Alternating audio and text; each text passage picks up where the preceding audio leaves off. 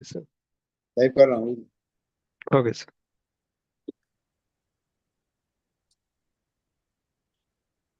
मैं आज की वेबिनार प्रारंभ करने जा रहे हैं हम लोग। उससे पहले जैसे गायत्री मंत्र में का जाप कर रहा हूँ। मेरे साथ आप लोग भी मन ही मन अपना बैठ के गायत्री मंत्र के उच्चारण करें। ओम भूर्भुवः स्वः तत्सवितुर्वरेण्यं भर्गो देवस्य धीमहि धियो यो न प्रचोदयात्। Thank you everyone. मैं आज के अपने सरस्वती पुत्र श्री अंकित गर्ग जी सहारनपुर वालों से रिक्वेस्ट करूंगा कि अपना आज का कार्यक्रम में प्रारंभ करें। धन्यवाद सर। आज की खास वेबिनार में आप सभी का स्वागत है। आज जीएसटी के ऊपर कुछ क्वेरीज हैं और एक दो चीजें हैं जो मेरे पास जानकारी वो आपसे साझा करना चाहूँगा। सबसे पहली क्वेरी आई है सर मेरे पास। जो हमारा रूम रेंट है होटल का, उसके ऊपर पहले 12% रेट ऑफ टैक्स था, जहाँ पर नाइट रेट 7,500 या 7,500 से कम था। तो उस 12% को घटाकर अब 5% कर दिया है विदाउट आईटीसी। तो अगर कोई विद आईटीसी लेना चाहता है तो क्या वो 18% कर सकता है, या विद आईटीसी का इसमें ऑप्शन नहीं है? एक एक क्वेरी है सर। है जी, मेरे ख्याल से विद अगर आईटीसी को क्लेम करना चाह रहा है तो शायद उसमें हाँ उसको जी। वापस 5 की जगह से 18 में या 12 में लेना पड़ेगा। जी जी जी सर। नहीं, 12 का तो ऑप्शन खत्म हो गया सर। हाँ, तो 18 में लेना पड़ेगा दोस्तों। 18, उसके 7.5 से ऊपर के लिए तो 18 है, लेकिन उसके लिए अभी कुछ क्लियर नहीं हो पा रहा वो। मैं भी चेक कर रहा था नोटिफिकेशन।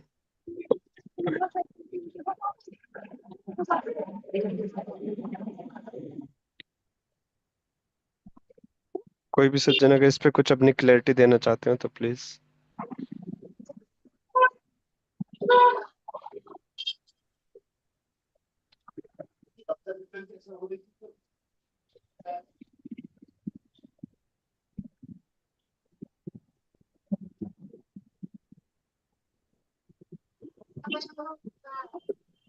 तो रमेश गांधी जी को पता है कुछ क्या?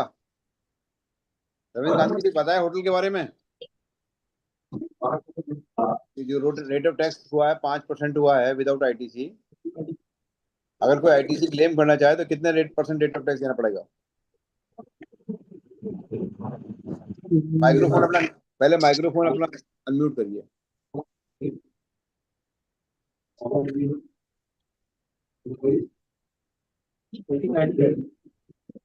तो सभी को नमस्कार। मुझे थोड़ा सा वक्त दीजिए, 5 मिनट का बस। अभी अभी जी बता। जी जी सर जी। नमस्कार। रेस्टोरेंट प्रोवाइडर 5% विदाउट आईटीसी ही रहेगा। सिर्फ एक कंडीशन है कि अगर वो किसी होटल के साथ कंबाइंड है रेस्टोरेंट, तब 18% विद आईटीसी में जाएगा सर। नहीं, होटल की बात हो रही है। होटल का जो रूम रेंट हेलो। होता है, रूम होटल के जो रूम रेंट होते हैं सर, वो 7,500 से कम पहले बारह हेलो, परसेंट में थे विद आईटीसी। आवाज आ रही है सर? जी आ रही है। आवाज आ रही है सर? आ रही है सर, आ रही है। तो होटल के रूम रेंट पे पहले 12% था, 7,500 तक के जो पर नाइट का होता था रेंट, जी। उसे अब 5% कर दिया है। लेकिन 5% विदाउट आईटीसी है। अगर कोई विद आईटीसी लेना चाहे तो उसकी क्या स्थिति है, ये चीज जानना चाह रहा मत रखो।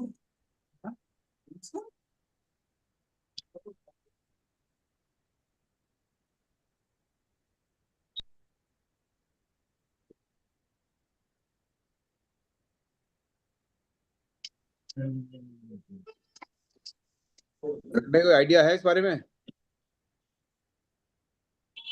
हरीकृष्ण जी को आइडिया हो, कानपुर में है। जी जी। अभी अभी अभी खोला है हमने। नहीं, होटल के बारे में कोई आइडिया है?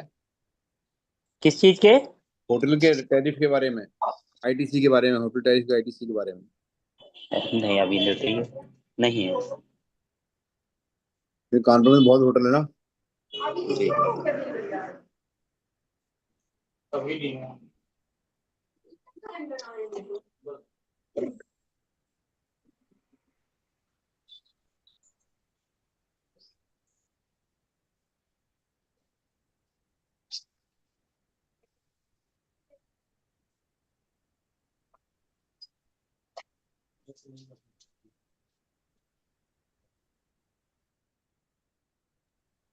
विनोद पांडे जी, कुछ आइडिया है इस बारे में, होटल के बारे में? जैसे only प्रयागराज में बहुत होटल है।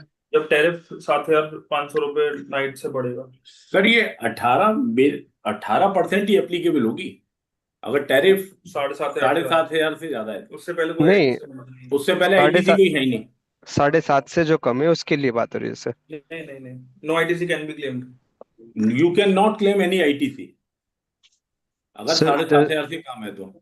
जो मेरे पास क्वेरी आई है उसमें क्या था कि उनके पास आईटीसी खड़ी हुई है लगभग 2 लाख के आसपास।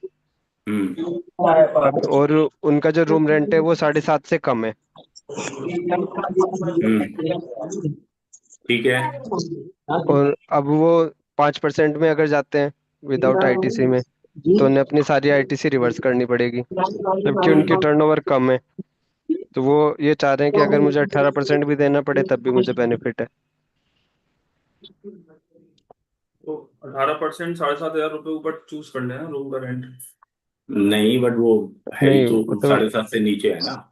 हाँ, इसका तो एक्चुअल में क्या है, इट विल लीगली तो कोई करेगा कोई लीगल इसका कोई नहीं। रिवर्स ही करनी पड़ेगी, इसका कोई लीगल तरीका तो है नहीं। फिर भी मैं 7,500 से ऊपर ही आईटीसी 18% के ऊपर हुआ।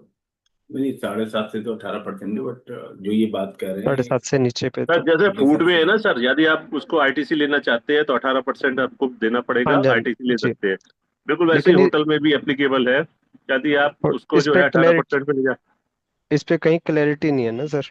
हाँ, क्लियरिटी नहीं है, बस आप सही कह रहे हैं। जी, क्लियरिटी नहीं है, ये बात फैक्ट है। वो हाँ जी। 18% जो हर्ष सर ने बताया था ना वही क्योंकि एप्लीकेबल होगी।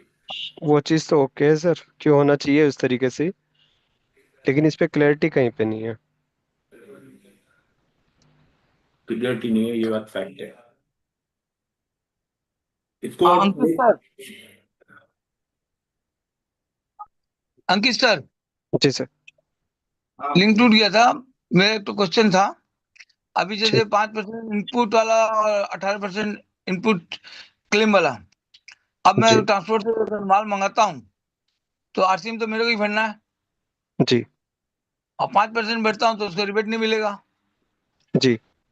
तो 18% ही भरूँ मैं भी, हाँ जी। तो मेरे लिए यही बढ़िया रहेगा व्यापार के लिए। जी सर। अच्छा, एक दूसरा क्वेश्चन था कि ये जो इन्वर्टर ड्यूटी में जो 90% प्रोविजनल जो बोला गया है, उसका बेनिफिट कैसे मिलेगा व्यापारियों को? अंकित जी नहीं, इसका रिवर्स ही करना पड़ेगा और कोई ऑप्शन है नहीं है मेरे हिसाब से। जैसे मैं इसीलिए मैंने कहा एक बार सबसे क्वेरी में पता चल जाए कि कुछ कोई और नहीं, सॉल्यूशन या आगरा कहीं में पे ही कुछ। काफी होटल्स हैं, मेरे हिसाब से जी ये कोई सर। ऑप्शन है नहीं है। क्योंकि 7,500 से ऊपर उनका रूम रेंट का भी जाएगा नहीं, तो आईटीसी कोई उनके काम की है नहीं, तो रिवर्स ही करना ऑप्शन। रिवर्स ही करना ऑप्शन है और कोई ऑप्शन है नहीं। फिर भी अगर कोई क्लियरिटी है और इसमें डाल के देख सकते हैं, जी जी बट जी मेरे जी। हिसाब से अंकित कुछ सर, है क्या नहीं। क्वेश्चन था आपका? रूम रेंट के ऊपर है सर। हाँ, रूम रेंट कितना? 7,500 हो गया ना? 7.5 से कम का रूम रेंट अगर है तो उस पे 12% से 5% टैक्स एप्लीकेबल है, लेकिन उसमें 5% में आईटीसी अवेलेबल नहीं है। हाँ। तो अगर किसी को आईटीसी अवेल करनी हो तो उसके लिए क्या स्थिति है वो जानना चाहता हूँ। हम्म। कोई नहीं सर, मेन सेशन में इस क्वेश्चन को ले लेंगे। अभी सर दूसरी क्वेरी आई थी मेरे पास। कुछ लोगों का क्वेश्चन ये था कि हमारा जो 22 सितंबर से कुछ गुड्स जो एग्जेम्प्टेड हो गए हैं टैक्सेबल से, उसकी आईटीसी को हमें कैसे रिवर्स करना है या क्या करना है। तो उसमें एक क्लैरिटी आई थी कि हमें इसे अपनी 3B में आईटीसी रिवर्स नहीं करना है, और इससे आईटीसी 03 फॉर्म भरा जाएगा, उससे ये आईटीसी रिवर्स होगी। अगर किसी ने अभी तक नहीं किया हो तो वो आईटीसी 03 फॉर्म भर दे। हालांकि उसका टाइम डेट 30 दिन होता है, तो हमें ये 22 अक्टूबर तक चेंज करना था। लेकिन अगर किसी ने अभी तक अगर नहीं किया है तो वो अभी भी उसे आईटीसी 03 फॉर्म को फिल कर सकते हैं। उसके थ्रू हमारी आईटीसी रिवर्स होगी। उसमें हमें अपनी पूरी डिटेल देनी होती है, जो आपका जो आपने आईटीसी अवेल की थी उतने स्टॉक का आपको अपने इनवॉइस वाइज डिटेल फीड करनी होगी, और उसी पर जैसे आप सबमिट करेंगे वहां से वो आईटीसी आपकी रिवर्स हो जाएगी। अगर आपका क्रेडिट लेजर में बैलेंस होगा तो क्रेडिट से एडजस्ट हो जाएगी, और वरना आप कैश लेजर में आपको उतनी अमाउंट डिपॉजिट करके आप उसे जमा कर सकते हैं। वो सर 90% प्रोविजन वाला बताया नहीं, इन्वर्टेड ड्यूटी का। इन्वर्टेड ड्यूटी का क्या है सर, अगर आप उसमें इन्वर्टेड ड्यूटी के लिए आपको रिफंड के लिए एप्लीकेशन फिल करनी होगी, हम्म। और वहां से आपको रिफंड नहीं, मिलेगा। वही बोलते 90% प्रोविजनल दे दिया जाएगा, तो प्रोविजनल प्रोविजनल का उसमें क्या मतलब क्या हुआ? प्रोविजनल उसमें ये होता है कि अधिकारी आपकी एप्लीकेशन चेक करके आपको वो रिफंड अलाउ कर देते हैं, और जब बाद में उसे पूरा चेक कर लेंगे तब वो आपको पूरा जो 10% भी रह जाएगा वो बाद में आपको मिल जाएगा। ये होगी। अच्छा, एक तो वर्किंग डे वाला थोड़ा समझाएंगे। जी। जैसे अपने कोई एप्लीकेशन करते हैं, 7 वर्किंग डेज में अपने को रजिस्ट्रेशन मिलना चाहिए, हाँ जी। ठीक है। जी। लेकिन अपना आज बीच में कई त्योहार आ गए, कोई छुट्टी आ गई, कुछ आ गए, हाँ तो जी, ऑफिसर बोलते हैं कि ये वर्किंग डे नहीं गिनती ये होगा। वर्किंग डे में काउंट नहीं होता सर वो। नहीं होगा, ठीक है। मैं सही बात है, इसको मैं भी एक्सेप्ट जी। करता हूँ, सही बात है। जी। जी लेकिन जब अपने जो 80 दिन वाले जो व्यापारी को पैसा 10-5 दिन लेट हो जाता है, तो वो वर्किंग डे में क्यों जुड़ता है? सर एसएससी के लिए तो अगर 20 तारीख है तो 20 तारीख ही होती है, उसमें कोई संडे नहीं होता, कोई दिवाली नहीं होती, कुछ नहीं होता। पिछले 8 साल में पहली बार दिवाली पे इन्होंने 5 दिन एक्सटेंड किए हैं, वरना आज तक कभी भी कोई डेट एक्सटेंड नहीं हुई, चाहे कोई भी फेस्टिवल रहा हो। वही बात है। चैट में सर मैसेज आया अंकित है। जी, मेरी एक क्वेरी है। जी सर। जी। जी मैम। मेरी जीएसटीआर 3 भी मैं फाइल कर रही हूँ एक पार्टी की, तो वो सिस्टम ये कहता है कि पहले आप आईएमएस को करो उसके बाद जाओ, और मेरी कोई परचेज ही नहीं, तो मैं आईएमएस को कैसे उसको मैनुअल करूँ? उसको एक बार तो जाना ही पड़ेगा मैम। मैंने वहां नहीं ना, तो आईएमएस हमारे पास है ही नहीं ना, तो आईएमएस में नहीं खुल रहा ना मेरा। कि वो तो खुलेगा ना मैम, और लेजर में जाइए वहाँ खुल नहीं जाएगा। नहीं नहीं, नहीं खुल रहा। मैंने मैं कंप्लेंट बता भी कर दी, रिड्रेसल में भी डाल दिया, कोई सॉल्यूशन नहीं मिला। नहीं, एक मेरी बार अगस्त की रिपीट कीजिए मैम। मेरी 3B है, 1 में भेज हाँ चुकी जी। हूँ अगस्त की। जी। 3B के लिए जो सिस्टम ये कहता है कि पहले 3B भरने से पहले कि आप पहले अपना आईएमएस को जाओ, और अगर आपको नहीं हाँ दिख जी। रहा तो आप उसको मैनुअल सेट ऑफ करो। तो मेरा आईएमएस रेड हो रखा है, मेरे आईएमएस में कुछ दिख ही नहीं रहा है, क्योंकि कोई परचेज नहीं, नई फर्म है। जुलाई की रिटर्न आप चलेगी, अगस्त की मेरी 40 दिन लेट हो गई इसी चक्कर में। आप मुझे एक बार आईडी पासवर्ड सेंड कर देना, मैं एक बार मैं चेक कर अभी लूँ ऑफिस लॉगिन पहुंच करके। के करती हूँ, मैं अभी सेल टैक्स से जी। निकली हूँ, जी। ऑफिस जी। पहुंच जी। के आपको करती हूँ ना। जी। ओके अंकित जी, मैं एक thank bar you. Login. Okay. Ankit sir, सारा वेट उसका ये कंप्लीशन हो जैसे गई अक्टूबर में हमने जो रिटर्न और भरा था, चलना उसको तो मैंने तो आईएमएस को यूज किया ही नहीं था। ये बीच से आवाज आ रही है जिन्होंने की अपना माइक्रोफोन बंद रखिए, जो हेलो। क्वेश्चन पूछना है वही वही पूछिए, बाकी सब माइक्रोफोन बंद रखिए प्लीज अपने। शिवाराम सर की कोई क्वेरी है सर? पूछिए शिवराम जी, पूछिए क्या पूछना चाह रहे हैं। जी सर, नमस्ते सर। नमस्कार सर। हाँ सर, ये कह रहे थे कि जो ट्रिब्यूनल की अपील है, वो जी। अपील हमारी डिमांड, चूंकि एजिटीज है, फर्स्ट अपील से हमारी अपील रिजेक्ट हो चुकी है, ट्रिब्यूनल में अपील करना है, तो क्या अभी अपील नहीं हो रही है? नहीं सर, अभी अपील नहीं दाखिल हो रही है। बिल नहीं दाखिल हो रही शिवराम जी, उसमें आप 10% जमा करके आप अपना क्लेम कर लीजिए। 20% सर। 20%। 10% आपने फर्स्ट अपील के लिए जमा किया होगा, 10% आप और जमा करके एक आप एप्लीकेशन आप अपने एओ को दे दीजिए, तो फिर 1 मार्च 26 से अपील सबमिट होगी, तब आप अपील सबमिट कर दीजिए। तो एप्लीकेशन मैनुअल दें अधिकारी को? हाँ जी, मैनुअल दे दीजिए ताकि वो आपकी डिमांड रिकवर ना करे। और DRC 03 और देना पड़ेगा साथ में। नहीं सर, DRC 3 की जरूरत नहीं है, वो तो पेमेंट अगेंस्ट डिमांड में कर देते हैं ना, तो उसका लेजर निकाल के दे दें कि हमने इतना एडजस्ट कर दिया, 20% हमारा डिपॉजिट है। अच्छा अच्छा। मैं कल ही दे के आया हूँ एक केस। सर अभी इसमें भी डीआरसी, कुछ लोग ना यही कर रहे हैं कि डीआरसी कर रहे हैं, जबकि डीआरसी नहीं करना चाहिए। डीआरसी की जगह आप डायरेक्ट पेमेंट अगेंस्ट डिमांड में जाके उतना अमाउंट जमा कर दीजिए। और सर डिमांड के अगेंस्ट अधिकारी खुद ही हमारा डेबिट कर लिए हैं लेजर से, तो वो भी तो जमा ही माना जाएगा। हाँ जी, वो भी जमा माना जाएगा। जी अगर वो 20% से ज्यादा हो चुका है, अगर हाँ उन्होंने जी। रिकवर कर लिया है, तो आप एक लेटर लगा के आप उन्हें कह दीजिए कि हमें अपील में जाना है, इसलिए हमने रोक रखा है और हमारा 20% अभी जमा हो चुका, तो आप इससे आगे रिकवर मत कीजिए। ठीक है sir, thank you sir. Ankit sir. एक मिनट अजय सर, एक मिनट अजय सर, अंकित। अजय सर एक मिनट। नीरज हाँ। सक्सेना जी कुछ पूछना चाह रहे हैं। हाँ जी अंकित जी, मेरा एक क्वेश्चन है जीएसटी आईएसडी रिटर्न के संबंध में।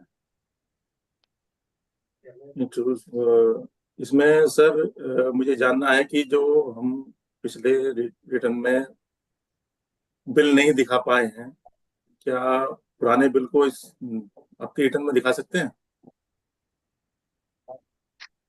अब कहाँ से दिखाएं ना? 30 सितंबर से टाइम डेट खत्म हो गया। नहीं, अजय सर जी सर, आईएसडी अब आईएसडी रिटर्न के लिए। हाँ जी सर, क्वेरी थी सर। जी आईएसडी रिटर्न के लिए क्या हम जी सर। पुराने बिलों को दिखा सकते हैं जो हम पुरानी रिटर्न में नहीं दिखा पाए हैं? सर वो आईएसडी नंबर पे जो बिल आएंगे सिर्फ आप उन्हें ही दिखा सकते हैं ना सर? हाँ, आईएसडी बिलों पर जो बिल आए हुए हैं वो लास्ट कुछ रिटर्नों में हमने नील रिटर्न फाइल की हुई है। जी। अब इस वही सितंबर के रिटर्न में हम पुरानी सारे बिलों को दिखा सकते हैं? आईएसडी वाली जो आपकी वो होती है सर, जीएसटी नंबर, उससे आप ट्रांसफर करेंगे ना सर अपने जीएसटी पे? नहीं नहीं, मैं ये कह रहा हूँ कि हमने अप्रैल मई जून जुलाई अगस्त की जी। रिटर्न नील भरी हुई है आईएसडी की। आईएसडी की, ना ठीक है सर। डिस्ट्रीब्यूट किया ना ही अपील किया। ठीक है सर। अब सत्यम सितंबर के रिटर्न में आप उसे अप्रैल इकट्ठा मई अवेल जून में जो अवेल बिल कर आए हुए लीजिए। थे जी जी जी, वो आप उन्हें हम अवेल कर सितंबर की लीजिए। रिटर्न में दिखाकर यूटिलाइज कर जी जी सकते हैं? जी जी जी। ऐसा आपने हो नहीं क्लेम पा करके रहा। रिवर्स नहीं किया ना सर? अभी पहले पहले क्लेम नहीं किया, जी। तो सितंबर की रिटर्न में क्लेम करके डिस्ट्रीब्यूट कर रहे हैं, लेकिन हो नहीं पा रहा। बंद कर दे। अब वो सितंबर में ऑटो पॉपुलेटेड की वजह से नहीं हो पा रहा होगा ना, हम्म, वहाँ दिक्कत आ रही होगी। तो पुराने बिलों को कैसे डिस्ट्रीब्यूट करें? वो तो आईटीसी अवेल ही नहीं हो पा रही होगी ना सर, क्योंकि आप उसमें एडिट नहीं कर पा रहे होंगे। नहीं नहीं, ये तो आईटीसी के बिल तो मैनुअली डालने पड़ रहे हैं, ऑटो पॉपुलेट आ ही नहीं रही। आईएसडी में? हाँ जी। तो फिर मैनुअल में क्या एरर दे रहा है फिर वो? एरर देता है। क्या? एरर में वही एक टेक्निकल लैंग्वेज है उनकी, आर कुछ करके ऐसा कुछ दिखाता है बस। ग्रीवेंस डाल दो आप एक बार फिर उसमें, अच्छा। क्योंकि अगर वो मैनुअल ले रहा है फिर तो हो जाना चाहिए। हाँ, वहाँ बिल तो ले रहा, पुराने सारे उठा रहा है, मतलब हम जो डालने जी। हैं वो बिल हमें ही डालने पड़ते हैं। और कोई नहीं, आप यूटिलाइजेशन उसके में। एक आप उसके एक ग्रीवेंस डाल दीजिए, और एक बार ठीक। फिर भी आप आईडी पासवर्ड शेयर करके देख देना। मैं एक बार चेक करके देख लूंगा सर अगर कुछ। ठीक है जी। हाँ अजय सर आप पूछ लीजिए, आप क्या पूछना चाह रहे थे Ajay sir.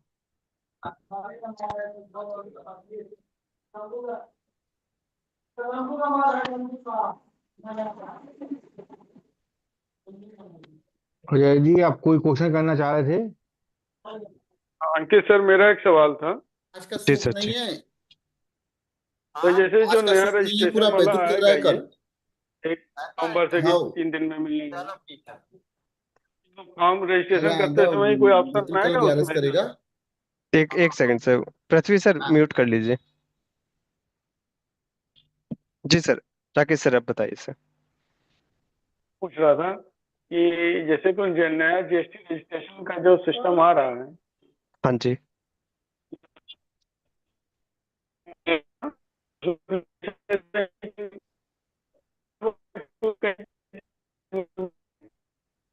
Sir voice clear नहीं हो पा रही सर।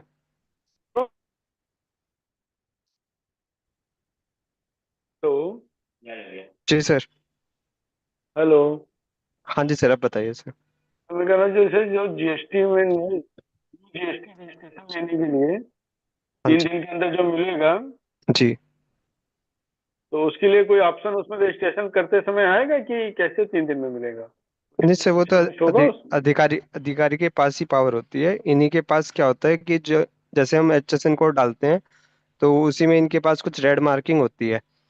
तो जो अगर रेड मार्किंग में जाते हैं तो उसमें ये बिना सर्वे के कोई GST नंबर इशू नहीं करते। वो वहीं से उसे सिलेक्ट करते हैं, उसके बाद ही फिर वो सिलेक्ट होता है कि वो 3 दिन में जाएगा या फिर वो सर्वे होने के बाद तब नंबर इशू होगा। मतलब जो भी इन्होंने नया सिस्टम निकाला था कि 3 दिन में अगर आप जी सर, वो हर कितने एक करोड़ नंबर के नीचे हैं, हर एप्लीकेशन 3 दिन के अंदर नहीं जाएगी। वो इनके पास रेड मार्किंग का ऑप्शन है, उसमें उसके थ्रू वो सिलेक्ट होती है, उसके बाद फिर वो वो अधिकारी के हाथ इशू में ही करते हैं है सर। कि वो देगा तो नहीं। हाँ अंकित जी जी, सर, जी जी इसमें सर। क्लेरिफिकेशन अभी ये भी तो आया 3 दिन वाले में, अगर जो हम आईटीसी जो हम सेल कर रहे हैं, जो जी आईटीसी हमें पास ऑन करनी है, अगर वो 2.5 लाख रुपए से ज्यादा है 1 महीने में, तो 3 दिन के उसमें भी वो भी 3 दिन में आएगा। इस तरह का भी है ना सर, वो नहीं इसमें? पढ़ पाया मैं, वही चीज हाँ, लेकिन सर इसमें उस चीज इसमें को हम लिखा हुआ है कि 2.5 लाख तक की इंक्लूडिंग पहले से सेल। कैसे डिसाइड कर सकते हैं? नहीं नहीं, हाँ तो करने इसमें इन्होंने जो रजिस्ट्रेशन एप्लीकेशन जब आएगी इसमें इन्होंने ऑप्शन दिए हैं अभी। लेकिन सर उस चीज को हम ऑप्शन है पहले से उसमें कैसे कि डिसाइड किसका? कर नहीं सकते कर हैं सर? सकते, नहीं कर सकते तो बेवकूफी वाली बात है। मैं क्योंकि अपनी सर सेल जब जैसे जब हम अपनी जब हम रजिस्ट्रेशन अप्लाई करते हैं सर, हर एक व्यापारी आके ये कहता है बस हमें काम करना है, कल तक नंबर दिलवा दीजिए। ठीक है। मतलब उसी ये कंडीशन तो में मैं पूछ जब रहा हूँ कि देख अगर रहा मैं उस था पर तो तो टिक फिर करके हम दे दूँ। और उसके बाद में नहीं कुछ व्यापारी ऐसे होते हैं जिन्हें टेंडर नहीं मिला, कुछ नहीं मिला, वो फिर 6 6 महीने तक नील की रिटर्न डलती हैं। हाँ, वो तो बड़ी तो इस चीज को हम बेवकूफी का वो है। अगर पहले अगर से ऐसा कैसे है कि डिसाइड कर मैंने सकते हैं कि क्या करेगा कोई? नहीं नहीं हो सकता, मैं कह रहा हूँ महा बेवकूफी की बात है ये। इलॉजिकल। लेकिन सर अगर इसको इसको हम अपने फेवर में करके करें कि जो क्लाइंट आते हैं वो इमीडिएट रजिस्ट्रेशन चाहते हैं, हम उनको रजिस्ट्रेशन करके दे दें, सर इस अभी तक तरीके तो का अगर रजिस्ट्रेशन की ऑप्शन जब हम आए तो। क्वेरी लगाते हैं तो उसमें शुरू में तो कोई ऑप्शन अवेलेबल आ नहीं रहा है। कल भी हमने कोई अप्लाई किया था तो उसमें तो कुछ इस तरह अच्छा, का जी ऑप्शन जी। अवेलेबल था नहीं पोर्टल ये पे। था ना, आज ये से तो सुना था कि आज ये से तो होगा, एक ग्यारह एक से ये तारीख से। लाएंगे प्रोविजन। एक्चुअली ये कह भी देते हैं, इनके तो सिस्टम में तो बाकी तो काम नहीं करता। जी सर, पोर्टल अपडेट होने में टाइम लगता है देखो। मतलब पोर्टल ही सिर्फ तो अपडेट नहीं होता ना इनका, ये बता तो देते हैं, पोर्टल अपडेट जी इनके होते नहीं। तो सर इसमें ये भी पोर्टल ऐसे 11 बजे से लिख मैसेज आ रहा है कि अपडेट होगा, अब शायद कुछ आ जाए उसमें। हो सकता है सर, क्योंकि जब कोई रजिस्ट्रेशन फीड करेंगे तभी पता चलेगा इसके बारे में बिल्कुल ठीक बात क्या है, रहे नहीं बिल्कुल क्या सही रहेगा बात। सर। अच्छा सर, दूसरा क्वेश्चन ये था सर कि जैसे जो कंपोजिशन डीलर्स को हम लोग आरसीएम में जमा कराते हैं पैसा ट्रांसपोर्ट का, हाँ जी। ट्रांसपोर्ट भाड़े पे, तो उस पे क्या मतलब उसका कोई तरीका नहीं कि उसकी आईटीसी 4 में भी कहीं कुछ करेंगे कि वो वेस्ट ही चली जाएगी 5%? 5% का तो बोल ही देगा नहीं। 5% वाले में तो 5% का हम तो कंसिडर कर देना कि उसका आईटीसी नहीं दिया जाएगा। ये एक कंसेप्ट मिनट तो सर, क्लियर क्वेश्चन कर ही मेरा दिया है ना डिपार्टमेंट। दूसरा, एक मिनट। जो अंकित हम सर मैं ये पूछ रहा था कि जैसे कंपोजिशन के थ्रू जो टैक्स रिटर्न भरते हैं उसमें ट्रांसपोर्ट का आरसीएम जमा करते हैं, जी वो भी जैसे बाकी सेल पे 1% चला गया, आरसीएम के जी जी थ्रू जी 5% चला गया, जी जी। तो उसकी आईटीसी लेने का तो लिया नहीं जा सकता, उसके कहीं नहीं मिलता ही नहीं आईटी वो। जी जी जी, उसका आईटीसी नहीं मिलता। वहां पे हम 5 जमा कर सकते हैं सर। तो 5 तो हम जमा ही करते हैं उसको, लेकिन जी अब ये सर है कि जी। व्यापारी कहता है हमको नहीं आईटीसी सर, मिलती आई नहीं, आप क्यों जमा कंपोजिशन करा। में तो आईटीसी मिलता ही नहीं सर, लेकिन जमा तो अंकित कराना जी, पड़ेगा ना सर जहाँ पे लाइबिलिटी है। अंकित जी, ठीक जी है, सर थैंक जी। यू। अंकित लाइबिलिटी तो सर, सर आरटीएम की रेंट पे भी है ना सर। अगर वो दुकान किराए पे ले रखी है तो वो भी जमा करानी पड़ेगी, उसकी आईटीसी भी कहाँ मिलेगी कॉम्पोजिशन वाले को, है ना सर। ठीक बात है। जी जी। अंकित जी, किसी अंकित का सर, व्यापारी 18% का है, हाँ जी तो जी सर जी। किसी का व्यापारी 18% परचेज का है, और उसको उसका आरसीएम जो भाड़े का है वो जमा 18% करना पड़ेगा या 5 में करना पड़ेगा? 18 करना पड़ेगा सर अगर हमें आईटीसी लेना है तो। 18 करना पड़ेगा। ये कब जी, से है? 4 से है? ये 22 सितंबर से। 22 थैंक यू। नहीं सर, नहीं सर, आप क्या क्या पूछ रहे हैं कि आपने परचेज गुड्स जो करी 18% पे है, वो गुड्स आपकी परचेज पे जी है ना। जी और आपने फिर कोई बिल्टी आई, आपने बिल्टी का पेमेंट कराना है जितना भी भाड़े जी का, उस पे आपको आरसीएम में जमा कराना है ना, आप ये कह रहे हो। जी जी। तो वो 5% ही कराएंगे ना सर, क्योंकि जो 18% हुआ है उनके लिए हुआ है, ट्रांसपोर्टर के जिनके लिए बिल्टी बनी, जीटीए, जिनकी जीटीए वो वाले फॉरवर्ड जिनकी चार्जेज बिल्टी में बनी। 18%, जो 18% वो लेंगे वो खुद ही चार्ज करेंगे फॉरवर्ड चार्जेज में। अगर हम रिवर्स चार्ज में जमा कराने की लाइबिलिटी हमारी है तो 5 ही रहेगी ना सर, हमारा गुड्स 18 हो, 28 हो, 40 हो, कुछ परचेज गुड्स से नहीं क्या ही सर, उसमें है। हाँ उसमें जो चेंज हुआ है उसमें सर ये फ्रेट और जीटीए को अलग अलग कर दिया है सर, जो अब चेंज हुआ है। अगर हमारा फ्रेट है तो फ्रेट पे तो 5 ही रहेगा, और जीटीए जहाँ पर हमें बिल्टी अवेलेबल है वहाँ पे 18 कर दिया उन्होंने आरसीएम में भी। तो सामने आरसीएम में ट्रांसपोर्टर 18 कहाँ कलेक्शन कर नहीं दिया करेगा सर? तो हमारे लिए तो लेना ही अट्ठारह पड़ेगा। परसेंट तो अंकित जी मेरे हिसाब से 18% जो करा है, पहले क्या होता था कि ट्रांसपोर्टर अगर फॉरवर्ड चार्जेज में जाता था और वो 12% विद आईटीसी ऑप्शन ले लेता था, ठीक है सर, ठीक है। बारह हाँ परसेंट विद आईटीसी अब ले लेता था, लेकिन उसको 12% विद आईटीसी ऑप्शन खत्म करके 18% विद आईटीसी का ऑप्शन दे दिया गया है। तो हम जो अगर रिवर्स चार्ज में पे कर रहे हैं तो वो हमारे लिए तो 5% है ना, क्योंकि जब वो 12 में जमा करता था तब भी हम अगर रिवर्स चार्ज में जमा करते थे तो 5 ही तो करते थे। अब उसका 12% का विद आईटीसी को हटा के 18% विद आईटीसी कर दिया, तो हम क्यों 18% रिवर्स चार्ज में पे करें? फिर सर इस पे क्लैरिटी कर लेंगे, शिवा गोयल सर हाँ आ गए सर हमारे बीच फिर। बिल्कुल सर, बिल्कुल। सर आ गए हमारे आज के। Thank you sir. Welcome sir, welcome Shiva sir. कैसे हैं सर? वेलकम। कैसे हैं? नमस्कार सर, बहुत दिनों के नमस्ते बाद सर। मुलाकात हो रही है सर आज। After long time, yes. आपके कई बार वीडियो निकाल निकाल के पढ़ रहा हूँ मैं क्लास। अजय बोथरा, कलकत्ता। करें अंकित जी नहीं सर, स्टार्ट? सर एक सेकंड बस। यस। सर हार्दिक स्वागत है। आज शिवा सर के काफी समय बाद हमें सर ने आज हमें आशीर्वाद मिल रहा है। तो मैं आज रिक्वेस्ट करूंगा छतरपुर मध्य प्रदेश के श्री शैलेश विश्वकर्मा जी से कि पहले सर का परिचय दे दें, क्योंकि काफी लोग नए हैं आज हमारे साथ। शैलेश सर भाई। नमस्कार। यस सर, नमस्कार सभी को। और आज आपके स्पीच में हमारे साथ हमारे शिवा गोयल जी लगभग 3 साल के अंतराल के बाद हमारे बीच में आज आए हैं। और लगभग लगभग इस पे जो व्यक्ति उपलब्ध हैं वो लास्ट ईयर के मुकाबले में 60% लोग नए हैं। तो इन सबके लिए इनको मैं परिचय दे रहा हूँ आपका। शिवा गोयल जी जब मेरे पास लास्ट टाइम अपने पास लास्ट टाइम आए थे जब एसीए थे, अब एफसीए हो गए हैं, जो परोक्ष कर इनडायरेक्ट टैक्सेशन के क्षेत्र में पेशेवर, प्रतिष्ठित पेशेवर और मार्गदर्शक रूप में जाने जाते हैं। जीएसटी, सीमा शुल्क और संबंधित कानून में एक दशक से अधिक का अनुभव है उनके पास, और अपनी गहन नीतिगत समझ और विश्लेषण दृष्टि के लिए आप प्रसिद्ध हैं। आपने देश भर में प्रतिष्ठित मंचों, टैक्स बार एसोसिएशन, आईसीआई, एआईसीएआई की शाखाओं के लगभग 200 से अधिक जो शाखाएं हैं वहां पर उन्हें अपने सत्रों में विचार साझा किए हैं। 8 वर्षों के निरंतर शोध और व्यवहारिक परामर्श अनुभव आपके पास इस समय है। आपके बौद्धिक योगदानों में जीएसटी का रियल एस्टेट सेक्टर पर प्रभाव एक किताब है जिसका सह लेखन आपने किया है। आपने एमएसएमई आयोजन में विशेषज्ञ पैनल के रूप में सहभागिता भी की है। आपकी उत्कृष्टता में को कई सम्मानों से मान्यता भी मिली है। आप आपको पूर्व लोकसभा स्पीकर श्रीमती मीरा कुमार द्वारा प्रदान किया गया राष्ट्रीय गौरव पुरस्कार भी है। इसके अलावा इंडियन अचीवर्स फोरम द्वारा प्रदान किया गया यंग एंटरप्रेन्योर अवार्ड 2022 भी है।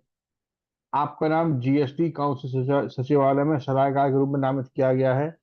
और हाल के ही वर्ष में 2025-26 के लिए NIRC of NIRC of ICAI की अप्रत्यक्ष कर समिति में विशेष आमंत्रित सदस्य के रूप में आपको नियुक्त किया गया है। आप हरियाणा जीएसटी विभाग और आईआरएस अधिकारियों के लिए केंद्रीय सहकारी शिक्षण अकादमी द्वारा आमंत्रित की जा चुके हैं, जहां पर आपने वरिष्ठ अधिकारियों को जीएसटी के विभिन्न महत्वपूर्ण पहलुओं पर मार्गदर्शन दिया है। हाल में ही माननीय वित्त मंत्री और माननीय हरियाणा सरकार के मुख्यमंत्री से मुलाकात कर विभिन्न जीएसटी नीतिगत और औद्योगिक मुद्दों पर विचार विमर्श करने का अवसर भी आपको प्राप्त हुआ है। शैक्षणिक रूप से आप सिम्बायोसिस पुणे से वित्त में पीजीडीसीए पीजीडीबीए किया है और साथ में आईसीएआई से सूचना प्रणाली ऑडिट में डिप्लोमा और एसीसीए यूके से आईएफआरएस में डिप्लोमा भी हासिल आपने किया है। परामर्श, शिक्षण और नीति निर्माण जैसे विभिन्न अनुभवों से संपन्न आपका कैरियर परोक्ष कर प्रणाली में उत्कृष्टता और ज्ञान संवर्धन के प्रति आपकी निरंतर प्रतिबद्धता का परिचायक है। और जो नया जीएसटी रिफॉर्म हुआ है जीएसटी 2.0, उसमें शेष का क्या इम्पैक्ट है उसके विषय में आज आप क्लास ले रहे हैं। तो अब मैं निवेदन करूंगा हमारे शिवा गोयल जी से कि वो अपना उद्बोधन शुरू करें। आदरणीय शिवा गोयल जी। Namaskar, sir, or I am very glad and it's my immense pleasure to be here again at this forum. I would like to convey my special gratitude to the Uttar Pradesh Kar Adhivakta Sangathan, then Tax Bar Association, Chhatarpur, Madhya Pradesh, and we have Narmadapuram, Harda, Jila Tax Bar Association, Madhya Pradesh. So, and all the senior and junior and colleagues, all the advocates present here, and my fellow professionals. So it's my pleasure as well as it's my opportunity to come again after a long time. So now I would make sure कि I will keep on coming. So best part is कि 1 घंटे का session होता है और बड़ा interactive रहता है और ऐसे लगता ही नहीं है कि कुछ तैयारी करके भी जाना है। ऐसा लगता है कि एक विचार विमर्श चल रहा है और सबके साथ कुछ ना कुछ साझा करने का एक प्लेटफॉर्म मिला है।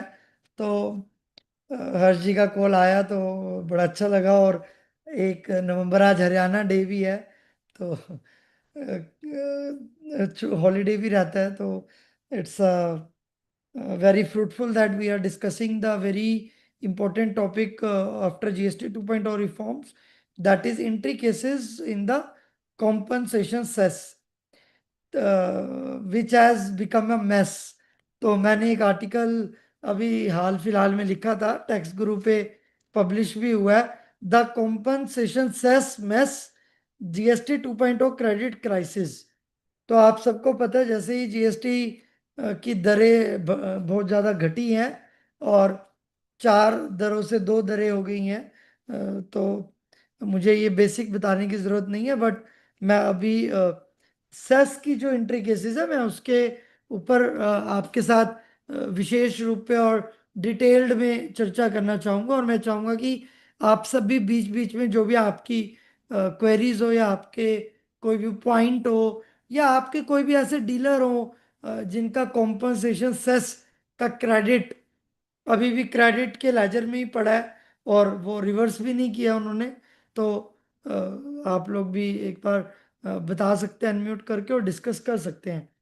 तो let me just open up very short slide which has been prepared by me and an article also. Let me just show up. So I will share it at the end of the session, but I think you can also access the article on the Tax Guru forum. So basically, let me just share the screen. Yes.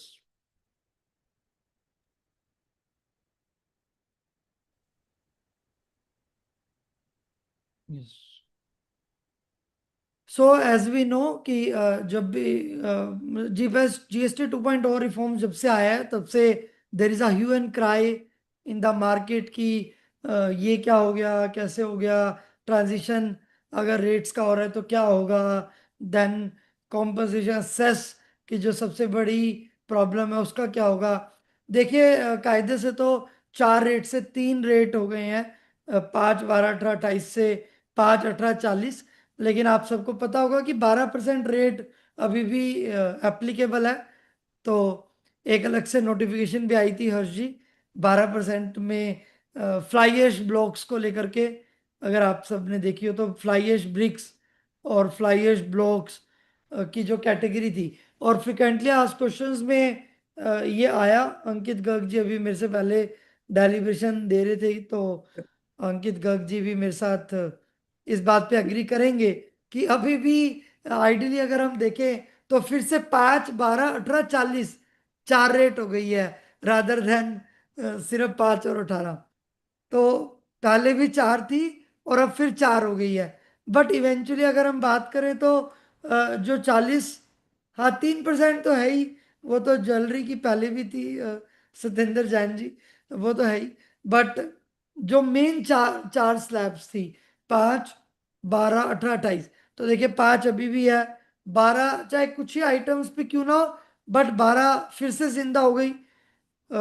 जिसमें मेरा मानना है कि 45th GST council meeting का उन्होंने हवाला दिया है कि फ्लाई ऐश ब्लॉक्स को स्पेशल एक स्कीम के थ्रू लाया गया था, तो हम उसको नहीं हटा सकते।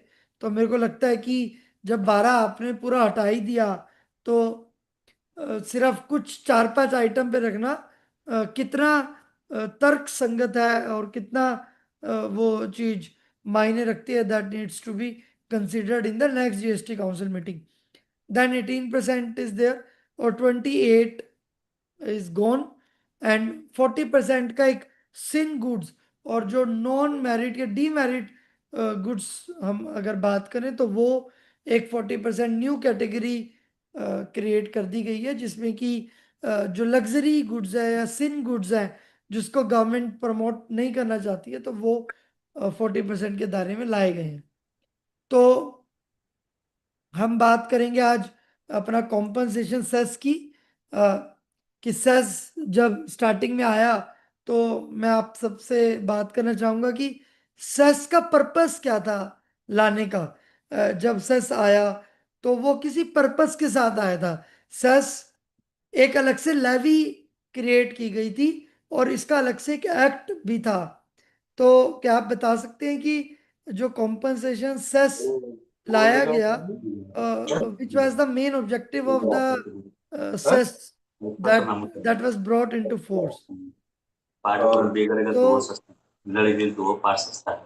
So basically संतोष जी आप अनम्यूट है, तो कृपया करके आप म्यूट कर लीजिए।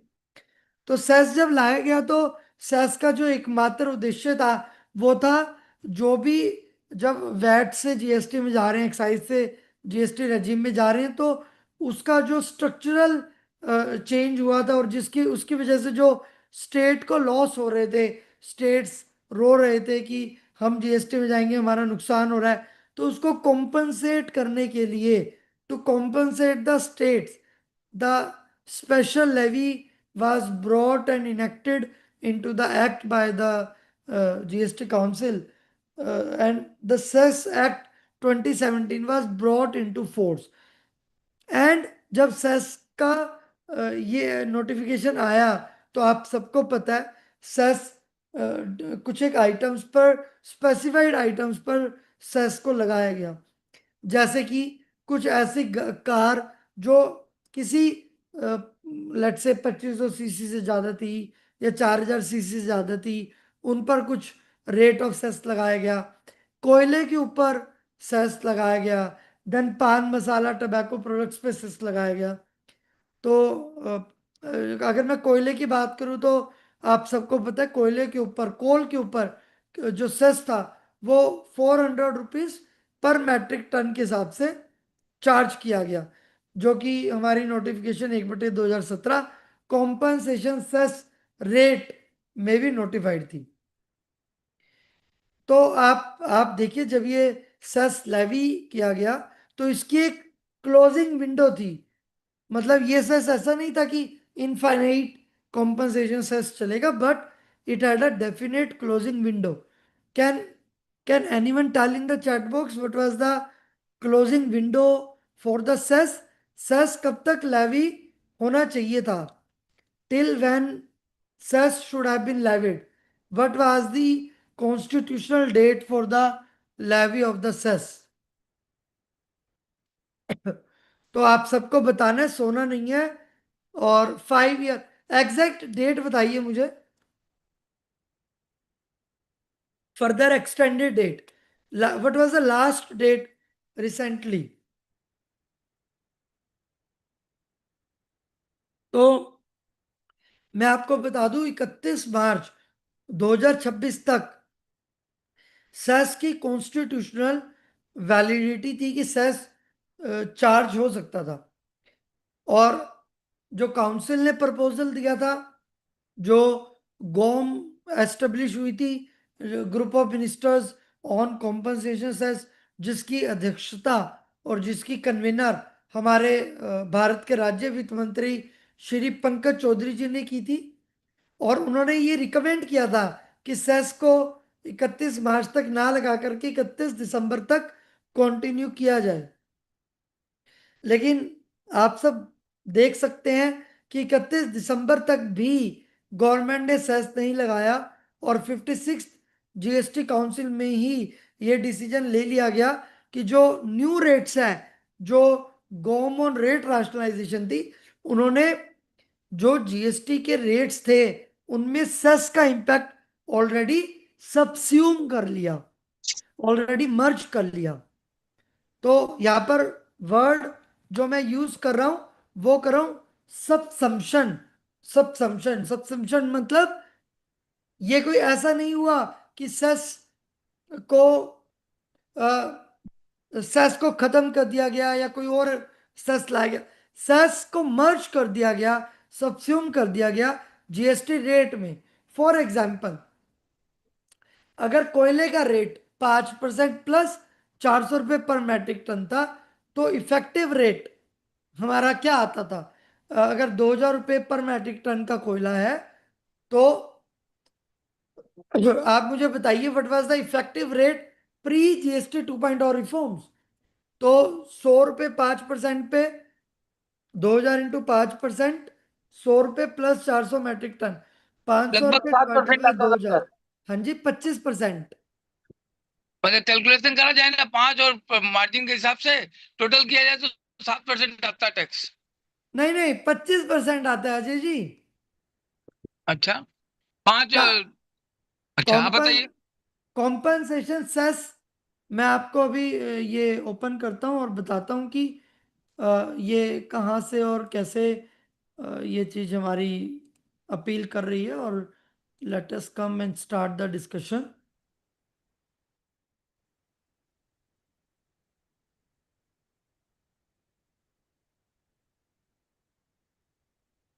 तो देखिए, हम जो आज चर्चा करने वाले हैं वो कॉम्पनसेशन सेस की मैंने आपको स्टार्टिंग बताई। फिर मैं बताऊंगा कि कौन कौन से सेक्टर्स ऐसे हैं जो सबसे ज़्यादा इफेक्ट हुए हैं। फिर मैं बताऊंगा कि सेस का कोल सेक्टर पे क्या इम्पैक्ट पड़ा है और ऑटोमोबाइल सेक्टर पे क्या इम्पैक्ट पड़ा है। फिर हम बात करेंगे कि सेक्शन 18(4) की क्या एप्लीकेबिलिटी है, जो कि सबसे इंपॉर्टेंट सेक्शन है आज के सिनेरियो में, 18(4). और उसके बाद मैं आपको बताऊंगा कि कॉन्स्टिट्यूशन हमारा क्या कहता है और आर्टिकल 301 की जो इसमें इंटरवेंशन है वो क्या कहती है। फिर हम बात करेंगे कि क्या सेस इस तरीके से खत्म हो जाना चाहिए था या गवर्नमेंट इसको थोड़ा सा रुक करके या थोड़ा और होमवर्क करके ट्रांजिशनल प्रोविजंस की तरह ला सकती थी। और फिर हम बात करेंगे कि कौन कौन से सेक्टर्स ऐसे हैं जो सबसे ज्यादा प्रभावित हुए हैं और हम क्या रिकमेंडेशन और सॉल्यूशन दे सकते हैं। और फिर हम कंक्लूजन की बात करेंगे। रवि अरोड़ा जी, कृपया करके म्यूट कर लीजिए। मैं आपसे रिक्वेस्ट करूंगा। तो देखिए, आपको पता होगा आप सभी को कि सबसे ज्यादा जो सबसे प्रभावित सेक्टर है वो ऑटोमोबाइल सेक्टर है। और ऑटोमोबाइल सेक्टर के साथ साथ जो कोल सेक्टर है या पावर सेक्टर है वो भी बहुत ज्यादा प्रभावित है।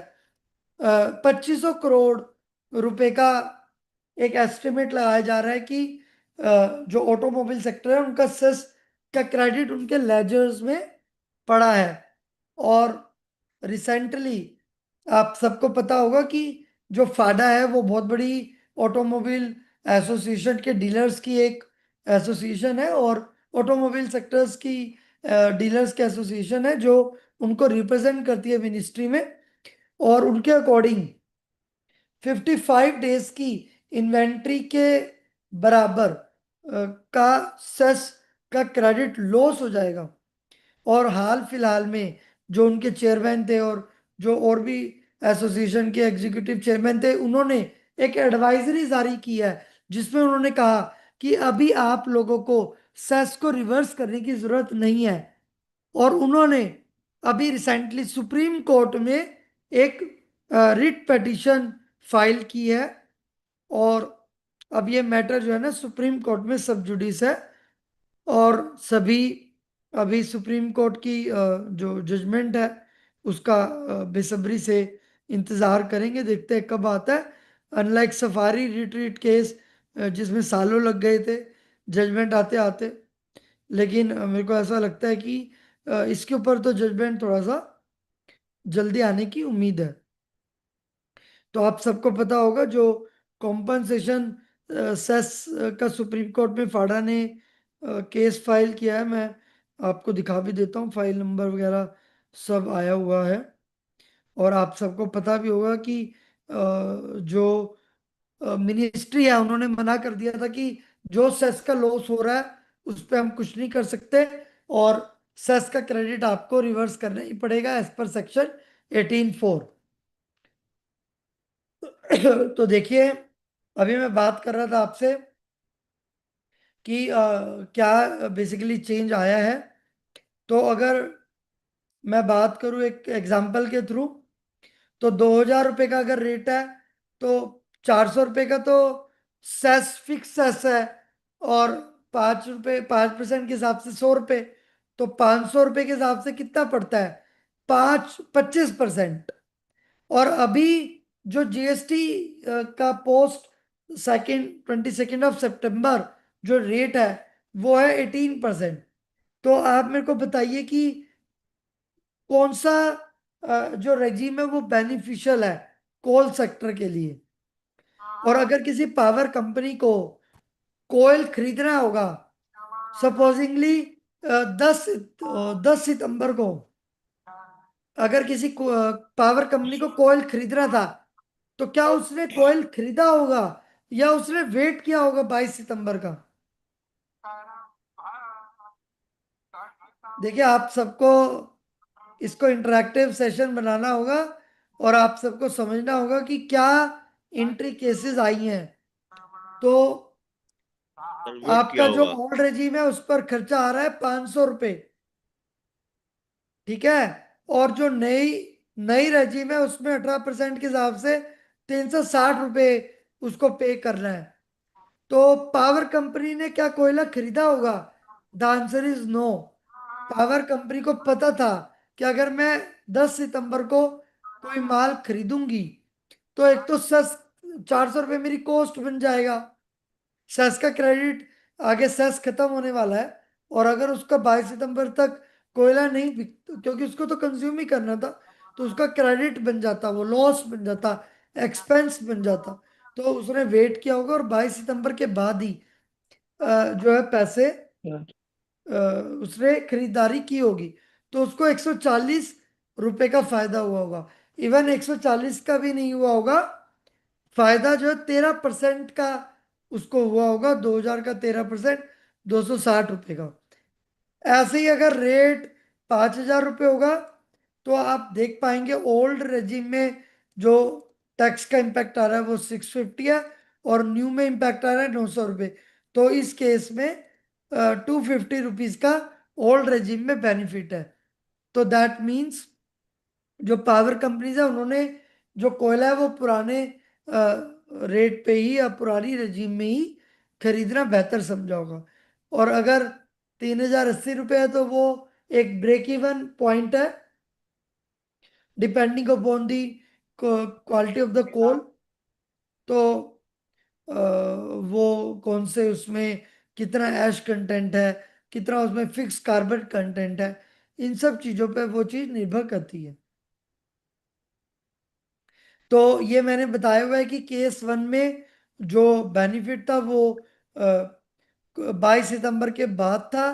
तो उन सब केसेस में जो हुआ वो ये हुआ कि काउंसिल की मीटिंग की प्रेस रिलीज आने के बाद टिल 22 सितंबर बहुत ज्यादा डिमांड एकदम से होल्ड हो गई और कुछ भी सेल परचेज नहीं हुई। और 5,000 में मैंने आपको बता दिया। और कमर्शियल डिस्प्यूट्स भी बहुत से अराइज हुए। जबकि हम अगर मैन्युफैक्चरर की बात करें तो उसका इम्पैक्ट जो है वो अलग तौर पे आया।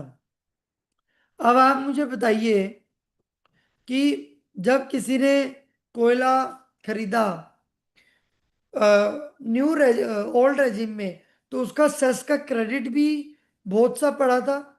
और जब सेस का क्रेडिट उनका पड़ा था तो आप मुझे बताइए कि सेस का क्रेडिट एज पर सेक्शन 18(4) क्या रिवर्सल करना बनता है, यस और नो?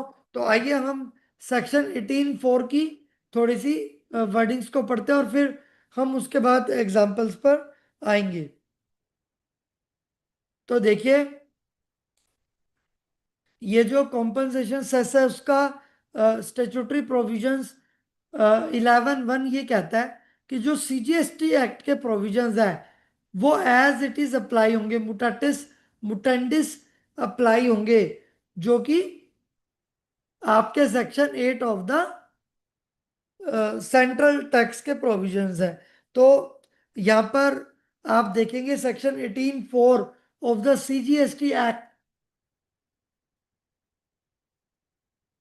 मैंडेट करता है credit reversal where the registered person और फॉर कॉम्पोजिशन स्कीम और व्हेन इट बिकम्स एग्जेम्प्ट। तो ये कहता है where any registered person who has availed the input tax credit opts to pay tax under section 10 or where the goods or services supplied by him become wholly exempt। तो आप यहां पर note down कीजिए और highlight कीजिए कि यहां पर वर्डिंग क्या लिखी है, एग्जेम्प्ट। क्या गवर्नमेंट ने सेस की नोटिफिकेशन को एग्जेम्प्ट किया है? बताइए। 18(4) कहता है कि जहां पर गुड्स एग्जेम्प्ट है वहां पर जो टैक्स पेयर है वो अमाउंट पे करेगा, चाहे क्रेडिट लेजर चाहे कैश लेजर, जितना उसका स्टॉक पड़ा है उस डेट को। मतलब 21 सितंबर को या 22 सितंबर को सुबह जो आपका स्टॉक पड़ा होगा आपको 18(4) के अकॉर्डिंग उसका कॉम्पनसेशन सेस का क्रेडिट रिवर्स करना पड़ेगा, ये कहता है 18(4). बट उसमें कंडीशन क्या है कि it should become wholly exempt. तो मेरा क्वेश्चन आप सबसे ये है, क्या गवर्नमेंट ने कॉम्पनसेशन सेस की नोटिफिकेशन में क्रेडिट को एग्जेम्प्ट किया है? नहीं किया। क्या किया है? सर आप एक बार हमें जो है ना सेस की नोटिफिकेशन को ओपन कर दीजिए। हमने नोटिफिकेशन पढ़ते ही नहीं है। हम कहते हैं ठीक है नोटिफिकेशन क्या पढ़नी है, शिवा गोयल जी रेडी रैगनर भेज देंगे या कोई बार एसोसिएशन का पीपीटी आएगी वो पढ़ लेंगे। नोटिफिकेशन तो सिर्फ चंद लोग पढ़ेंगे। तो भैया मेरी आप सबसे गुजारिश है आप लॉ को पढ़िए, आप किसी की पीपीटी को मत पढ़िए, आप किसी की रेडी रेकनर को मत पढ़िए, आप पढ़िए नोटिफिकेशन को।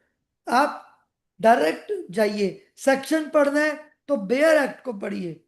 आप कानून, आप सब एडवोकेट्स हैं, लर्नेड प्रोफेशनल्स हैं, तो आप यहाँ पर देखिए, यहाँ पर इन्होंने कहा in exercise of the power by subsection so and so in the said notification the entry nil shall be substituted. तो मतलब ये कि इन्होंने जो रेट था उसको चेंज करके क्या कर दिया, नील कर दिया। अब आप मेरे को बताइए क्या एग्जम्प्ट इक्वल्स टू नील? हम कॉम्पनसेशन सेस की इंट्री केसेस को पढ़ रहे हैं। इंट्री केसेस का मतलब है हम इस पर इसके अंदर डूब जा रहे हैं कि सेक्शन लिटरेचर कहाँ से आया, उसकी वर्डिंग क्या है। तो आप देखिए कौन सा सेक्शन कहता है, सेक्शन एग्जाम्प्ट पे चलते हैं ना, 18(4) कहता है एग्जाम्प्ट। एग्जाम्प्ट क्या कहता है, एनी सप्लाई 247, 247 पे आएंगे हम 247 पे आएंगे और एग्जाम्प्ट की डेफिनेशन पढ़ेंगे। एग्जाम्प्ट कहते हैं it mean supply of any goods और services of both which attract nil rate of tax और which may be wholly exempt from the tax under section 11 or under section 6 of the IGST Act and includes non-taxable supply। तो sir non taxable supply में क्या लिखा है, नील rate of tax. तो आइए section 278 में जाते हैं और नॉन टैक्सेबल सप्लाई को पढ़ते हैं। आप सबके पास ये आप सबके पास ये बुक होनी चाहिए और आप सब बुक ओपन करके 278 पढ़ेंगे।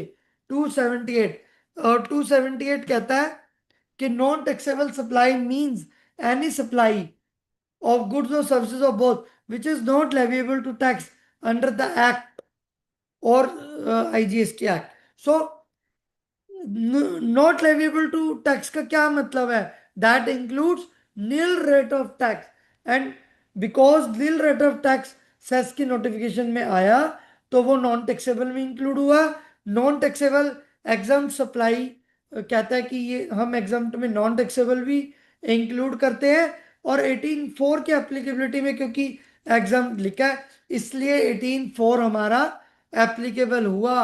और सिर्फ वो क्रेडिट ही नहीं जो आपके क्रेडिट लेजर्स में पड़ा है, जबकि जितना स्टॉक है उसके ऊपर आपको कैलकुलेशन करनी थी 22 सितंबर को और कैलकुलेशन करके आपको रिवर्स कर देना चाहिए था क्रेडिट। जितना क्रेडिट पड़ा है वो आप आईटीसी से यूज कर लेते और नहीं तो कैश से भी आपको पेमेंट करवानी चाहिए थी जिन भी केसेस में सेस का रेट नील हुआ है। तो आप सब मुझे बताइए क्या हमने 22 सितंबर को ये एक्सरसाइज की, हमारे क्लाइंट्स के सेस को रिवर्स करवाया या नहीं करवाया।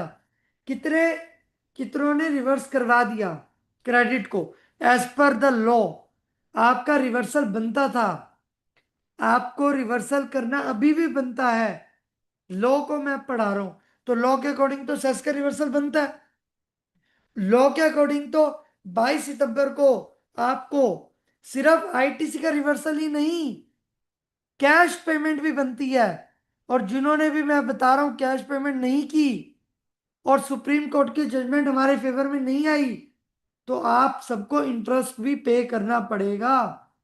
और हम सब तैयार हो जाएं कि जीएसटी के एंटी इवेजन विंग और डीजीजीआई बहुत जल्द सर्च भी कर सकती है ये देखने के लिए कि ऑटोमोबाइल के डीलर्स ने, मैन्युफैक्चरर्स ने जहां भी सेस, जिन भी गुड्स पर सेस एप्लीकेबल था उन्होंने क्या क्रेडिट रिवर्स कर दिया, क्या उन्होंने कैश की पेमेंट कर दी। और वो 1-1, 2-2 करोड़ की पेमेंट है डिपेंडिंग अपॉन द साइज और the turnover of the company. और साथ में बता देता हूं इंटरेस्ट का मीटर चालू है और penalty non for non-compliance of 18(4) is also applicable as on date, as per the law, as per the section, as per the rule 44। Cess 18(4) कहता है कि आप इसको क्रेडिट को रिवर्स करोगे in accordance with the rule prescribed therein. And rule 44 कहता है कि अगर आपका फॉर एग्जाम्पल अगर कोई कोल का ट्रेडर 1000 मेट्रिक टन का कोल 22 सितंबर को रखा हुआ है तो उसको 1000 मेट्रिक टन इंटू 400 रुपये पर मेट्रिक टन का रिवर्सल करना पड़ेगा। मेरे को 1 मिनट दीजिए कि इंपॉर्टेंट कॉल आ रही है।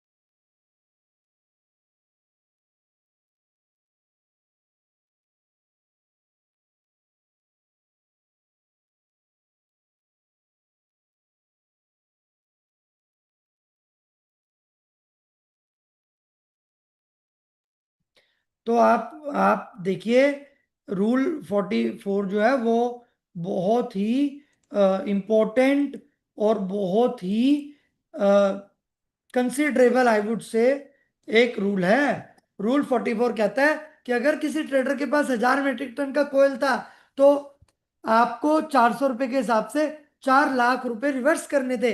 और फॉर एग्जाम्पल किसी ट्रेडर के पास 1 लाख रुपए ही क्रेडिट बचा हुआ था तो 3 लाख रुपए कैश लेजर से आपको पेमेंट करना मैंडेटरी था। अब मुझे बताइए किसी मैं कहता हूं कितनों ने ये प्रोविजंस को फॉलो किया है। तो कोई ग्रैंडफादरिंग प्रोविजन नहीं दिया गया, कोई ट्रांजिशनल प्रोविजंस काउंसिल ने अप्रूव नहीं किया। तो लॉ की पोजीशन तो ये है, मैं आपको जो बता दी है। अब बात करते हैं कि क्या गवर्नमेंट जो हमारा 1 लाख रुपए का आईटीसी पड़ा था सेस का, क्या उसको हमसे छीन सकती है? क्या गवर्नमेंट के पास ये राइट है? हालांकि देखिए गवर्नमेंट तो कर चुकी है, सेस को गवर्नमेंट नील कर चुकी है और उसको सब्स्यूम करके 18% में ला चुकी है और फर्दर 18% में लाके गवर्नमेंट ने सब्स्यूम कर दिया और उसके बाद सेस खत्म हो गया।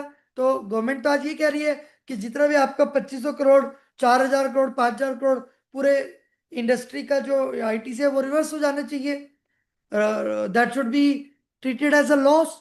बट मेरा पॉइंट ये है कि क्या जो आईटीसी हमने राइटफुली अवेल किया था, जो हमारा वेस्टेड राइट था, जो हमने पे किया था, क्या गवर्नमेंट लॉ चेंज करके वो हमसे ले सकती है?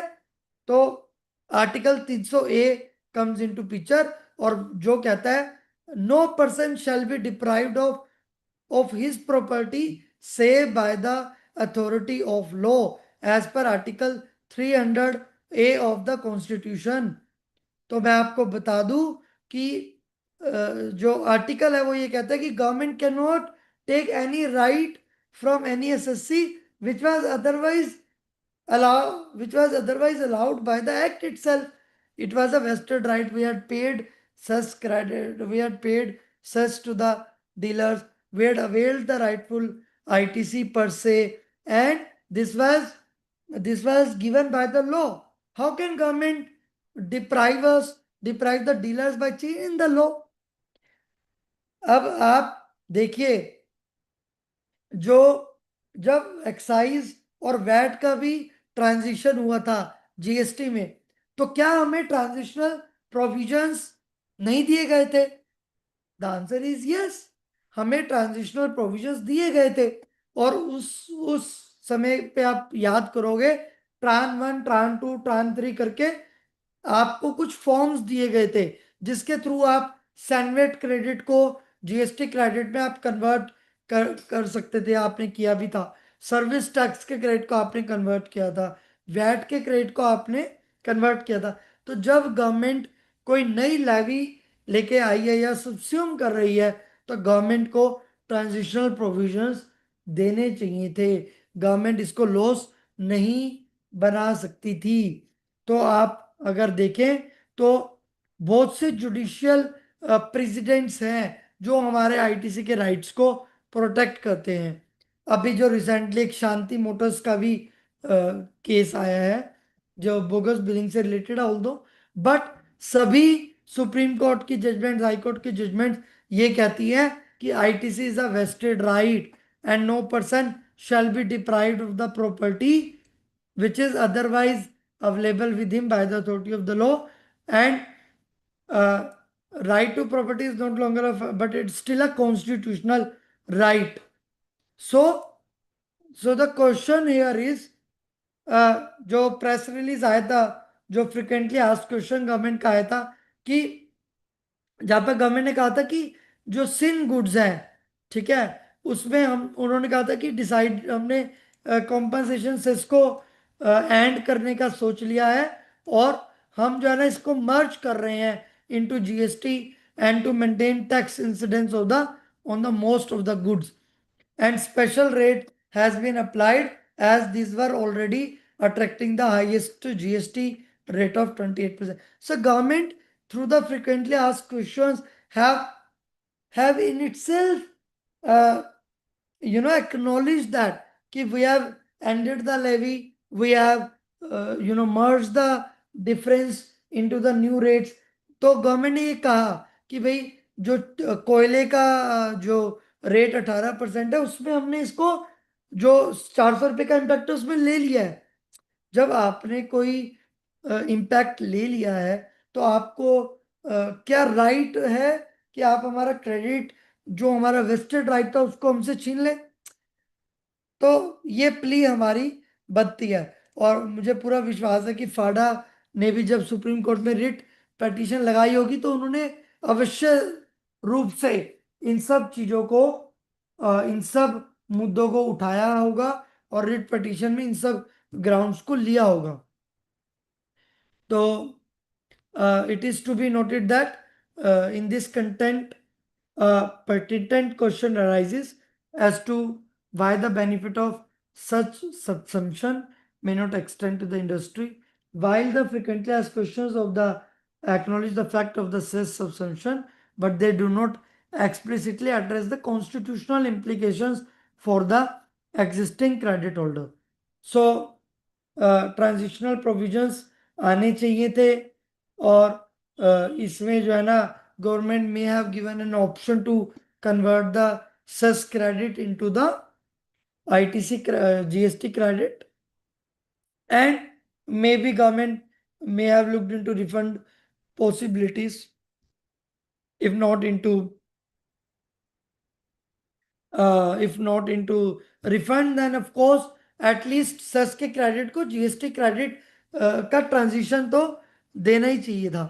तो आप देखिए पूरी ऑटोमोटिव जो सेक्टर है वो डर में है, जबकि रिवर्सल तो नहीं हुआ है बट स्टिल उन सबको यह है कि अगर हमारा लॉस हो गया तो अल्टीमेटली हम इसको कॉस्ट में ऐड करेंगे, कॉस्ट में ऐड करेंगे तो जो कार की कीमतें हैं वो बढ़ेगी, जबकि गवर्नमेंट का जो मुख्य रूप से उद्देश्य था GST 2.0 का, पीएम मोदी जी ने जो इंडिपेंडेंस डे पे बोला भी था कि GST बचत महोत्सव है ये, इससे बहुत फायदा होने वाला है।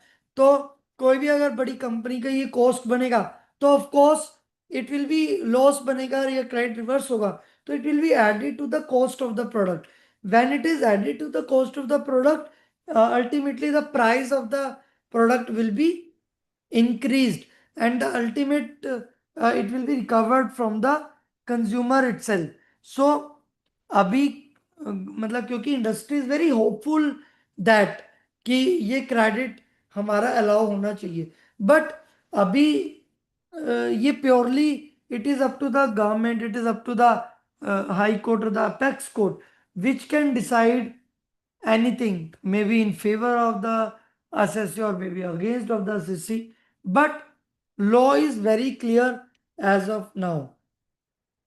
In the same way, the coal and the power sector has also been in the losses, and then manufacturing sector is also where the coal is purchased into boilers or somewhere. Steel industry purchases coal, cement sector purchases coal, chemical sector, textile sector, even to run the boil. So इसकी जो impact है ना वो हर sector में है, that is not only into one sector but into every sector in the form of coal.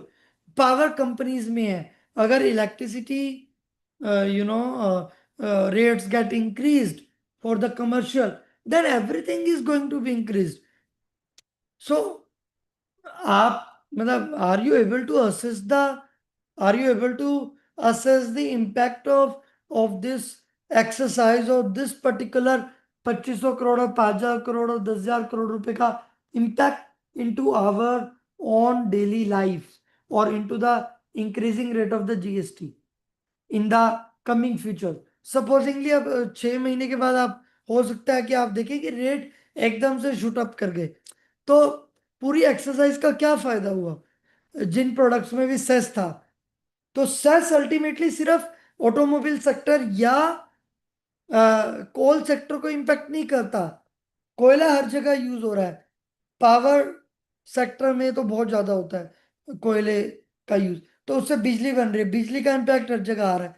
तो it's a multi faceted और multi, I would say faceted impact that will go to every industry, and when it goes to every industry, then it needs to be considered, and it needs to be acknowledged by each and every one of us.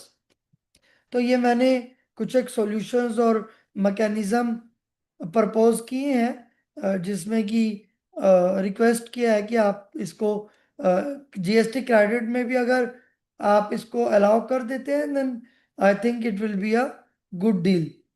तो आप देखिएगा कि जो compensation cess के different different examples भी मैंने दिए, उन सभी केसेस में आप देख पाएंगे कि बहुत इम्पैक्ट जो है ना वो that is widely, and that is a new impact basically, है ना। सो मैं एक्सपोर्ट का भी बताऊंगा, जो कोयला एक्सपोर्ट करते थे उनको भी बहुत इम्पैक्ट हुआ है, उनका जो एक्सपोर्ट का रिफंड था वो भी इम्पैक्ट हुआ है। सो अभी तक किसी की कोई क्वेरी है तो हम थोड़ा सा एक बार पहले क्वेरी ले लेते हैं before moving into the export portion. Sir हाँ जी, मेरा क्वेश्चन, 5% प्लस सेस को इंक्लूडिंग करके इन्होंने 18% बना दिया, ठीक है? आ रही मेरी सर?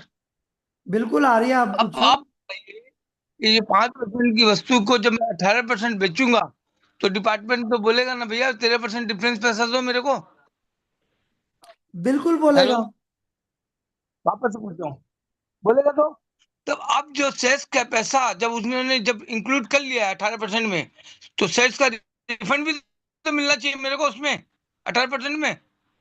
तो मैं आपको पूरा, मेरे को मतलब हेलो, 1 घंटा होने वाला है, तो यही तो बात आपको कहना चाह रहा हूं कि गवर्नमेंट ने आपको कोई रिफंड नहीं दिया।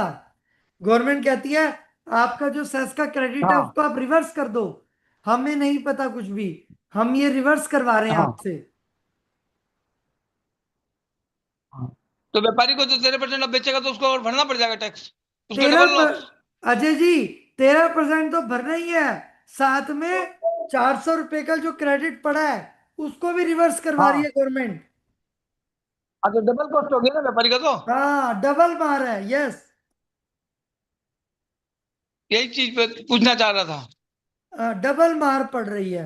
तो अब बताइए कौन सा जीएसटी बचत, जीएसटी अब बचत मेरे महोत्सव। कोयले वाले की क्वेश्चन नहीं है, नहीं नहीं, अब एक क्वेश्चन मिला है कि जब मेरी कॉस्ट नहीं आ रही है, मेरा लॉस हो रहा है, मेरे फैक्ट्री को चलाना, तो मैं तो अपनी प्राइस इंक्रीज करूंगा। हाँ, तो क्या हम जीएसटी बचत महोत्सव बना रहे हैं या हम जीएसटी डबल महोत्सव बना रहे हैं, ये हमें देखना पड़ेगा। तो ये बचत महोत्सव आम लोगों के लिए बचत महोत्सव है, लेकिन हमारे यहाँ जितने भी एडवोकेट्स बैठे हैं, समझदार, या सीएस बैठे हैं, या प्रोफेशनल्स बैठे हैं, हम लोगों को माइन्यूटली देख रहे हैं कि एक्चुअल में बचत हुई है या ये बचत को दिखाया जा रहा है। कुछ पोर्शन में हो सकता है बचत हुई हो, लेकिन सर बचत इवेंचुअली अब बचत नहीं ये हुई वाले कहीं भी देखा, एक्सेप्ट बड़ी व्हीकल्स की, तो मैं कहता नहीं, जो गाड़ी वाड़ी कार वार का है या किसी का, लेकिन कहीं बचत नहीं हुई। हर चीज के लोगों ने, मैन्युफैक्चरर्स ने अपने पैसे बढ़ा दिए जी। हाँ, एक क्वेश्चन है मेरा। ये तो सब सब हर गवर्नमेंट गवर्नमेंट का सब सब बेफूल किया गया है गवर्नमेंट को। हर जी, मैं यही आपसे कहना चाह रहा हूँ और आपसे दरख्वास्त कर रहा हूँ कि जो ये जो क्रेडिट रिवर्सल हो रहे हैं इसके ऊपर रिप्रेजेंटेशंस जानी चाहिए ना।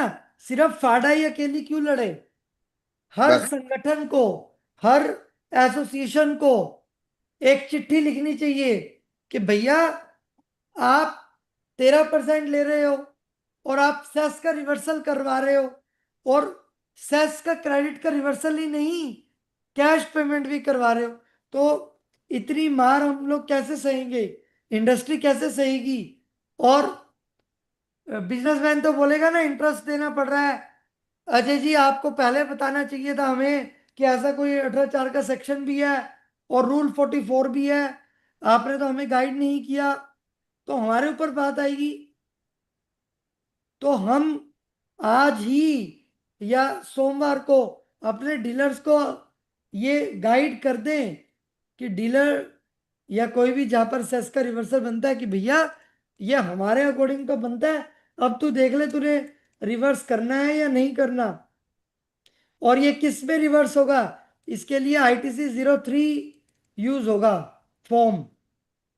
ठीक है, तो आपको ये रिवर्सल आउटपुट टैक्स लाइबिलिटी में ऐड करना पड़ेगा और इसको रिवर्सल आपको करना पड़ेगा।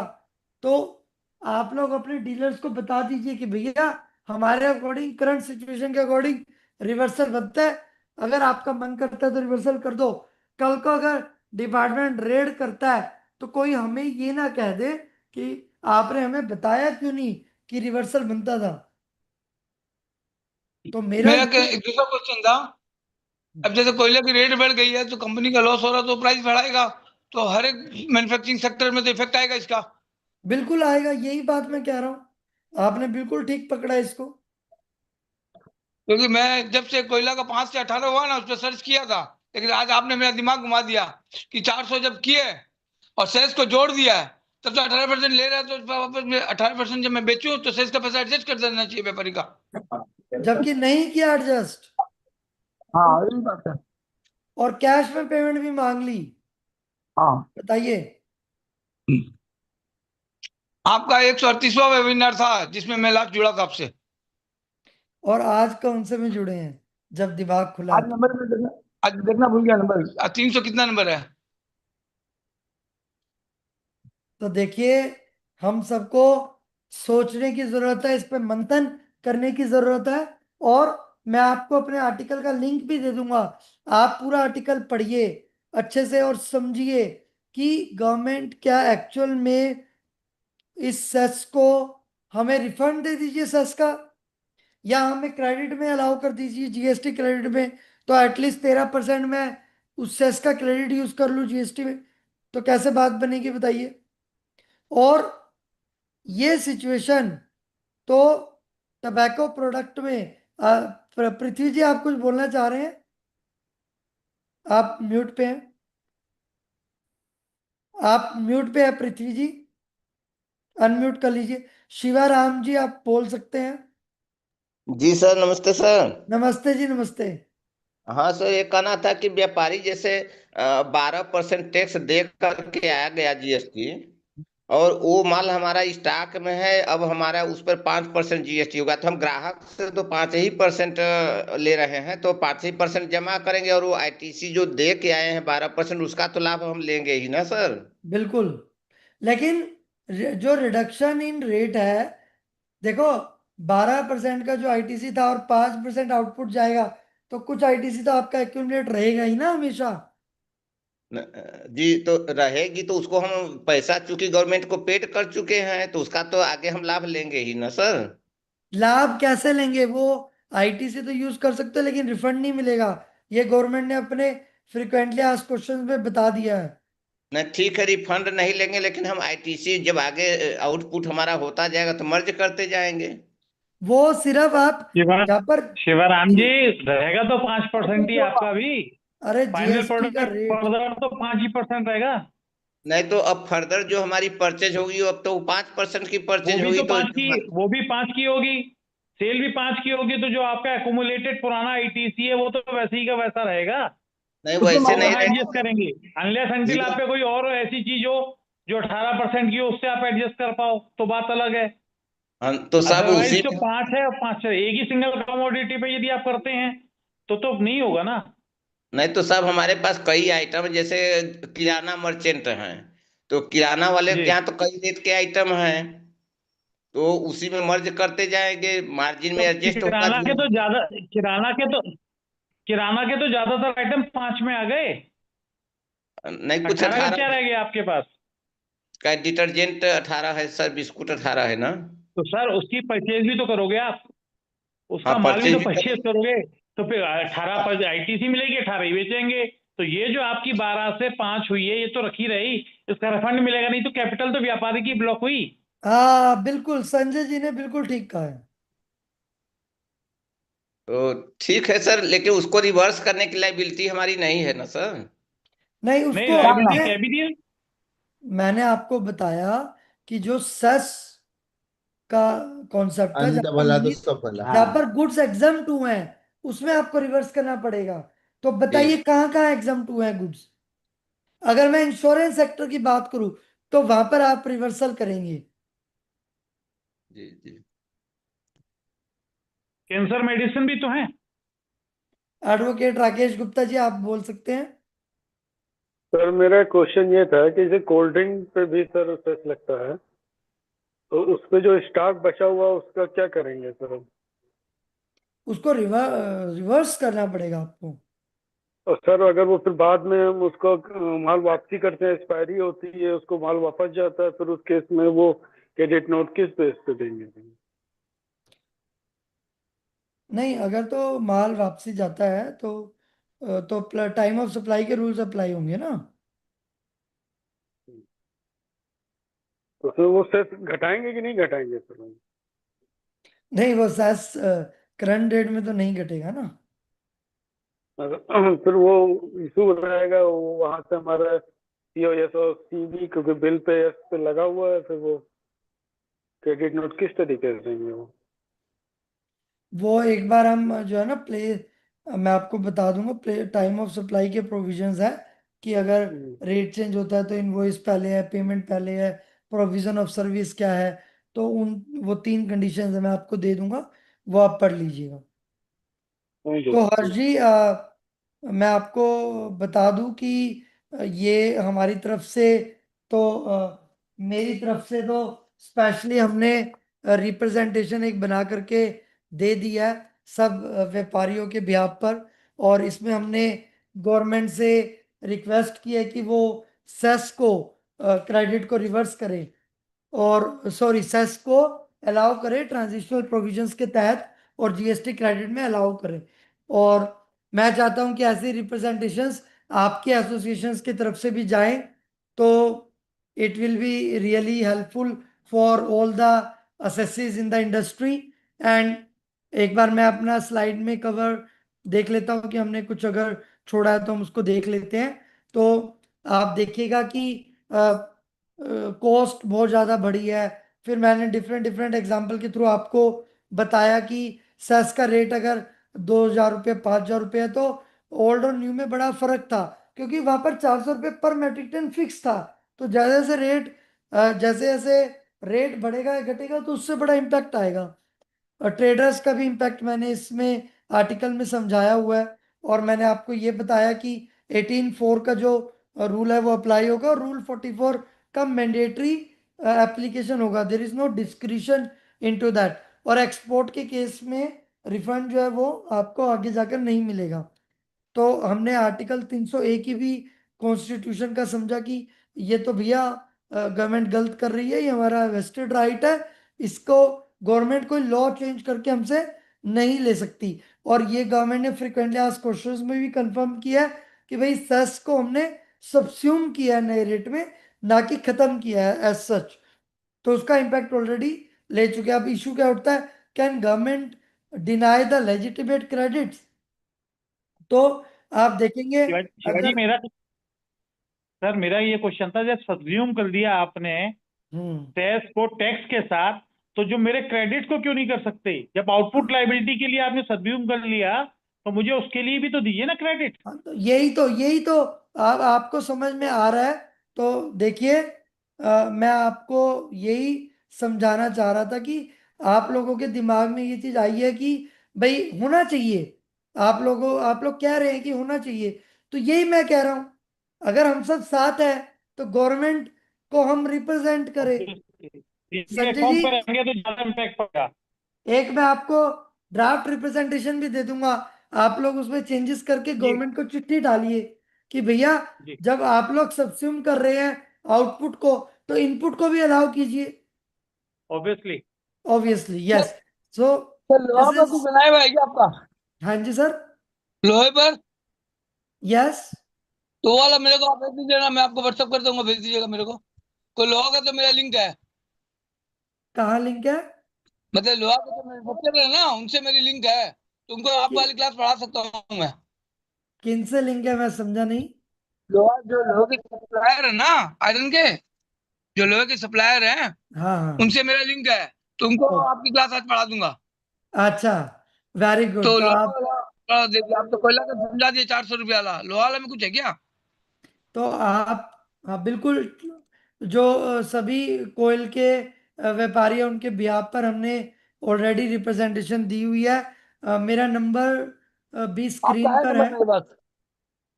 मेरा अभी लिख ले नंबर रहा भी हूँ। स्क्रीन पे है। अगर फ्यूचर में आपकी कोई भी क्वेरी होती है, आप मेरे को व्हाट्सएप कर दीजिए। I would try to respond it as early as possible. 8950425259। और मैं जो है ना पॉलिसी लेवल पर और भी इश्यूज को टेकअप कर रहा हूँ, ताकि हम गवर्नमेंट को रिप्रेजेंट करके और कुछ ना कुछ इंडस्ट्री के लिए कुछ अच्छा कर पाए। और मैं ये चाहता आप हूँ कि सबके सहयोग के बिना ये चीज़ पॉसिबल नहीं है। तो मैं अगेन हर्ष जी का और सभी एसोसिएशन के जो ऑफिशियल्स हैं उन सबका दिल से धन्यवाद करता हूं कि आप सबने आज मुझे मौका दिया यहाँ पर सर अपने विचार रखने का। हम तो कृतज्ञ के ऑल्दो, आभारी हैं आपके, आपने हमें आशीर्वाद दिया सर। नहीं, आपने सिर्फ I am very much thankful to each and everyone present here, and I am very much open for all the discussions. मैंने आज सेस का मुद्दा इसलिए उठाया कि लोगों को 18(4) की कोई नॉलेज नहीं है, जी प्रोफेशनल्स को 18(4) और रूल 44 की बहुत कम नॉलेज है। अगर कल को रेड पड़ती है तो कहीं ना कहीं आप देखिएगा, ओनर हमें ही कहेंगे कि भाई आप लोग हमें बता सकते थे ये चीज। तो मैंने सोचा कि क्यों ना सेस का मुद्दा क्यों ना लिया जाए। तो अंकित गर्ग जी ऑलरेडी बड़ा इस पे प्रकाश डाल रहे थे नए रूल्स पर, मैं सुन रहा था। और आप सब बड़े ही वेबिनार, आपकी जो कंसिस्टेंसी है मैं उसकी बड़ी सराहना करता हूँ। I really appreciate it, commend it, कि आप लोग कंसिस्टेंटली सैटरडे को पढ़ते हैं, समझते हैं, नए नए स्पीकर बुलाते हैं।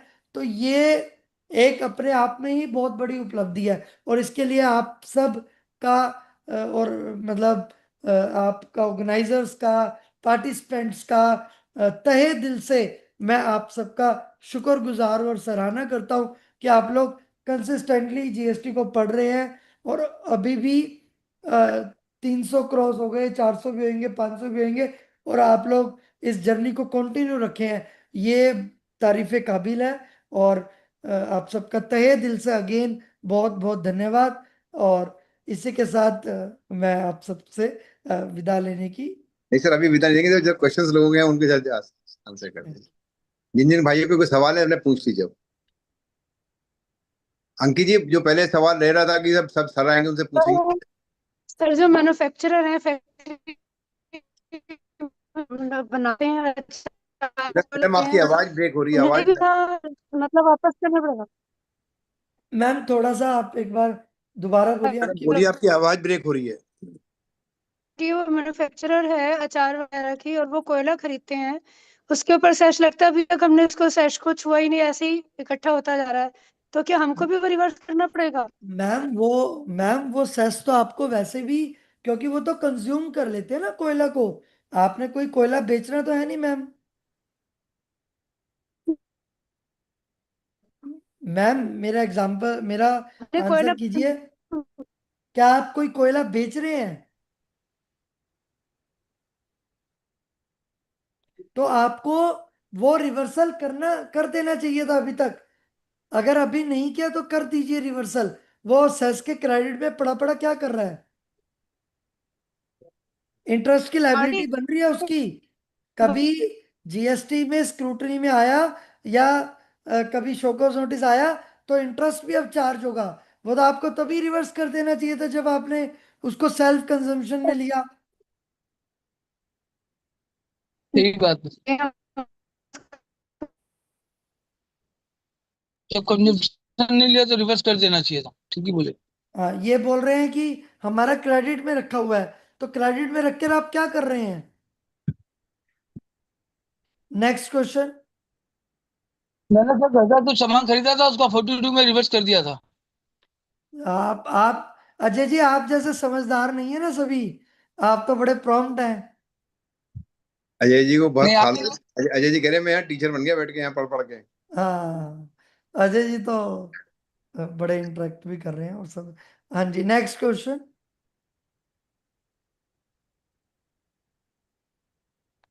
अंकित गर्ग जी कहाँ चले गए अंकित जी?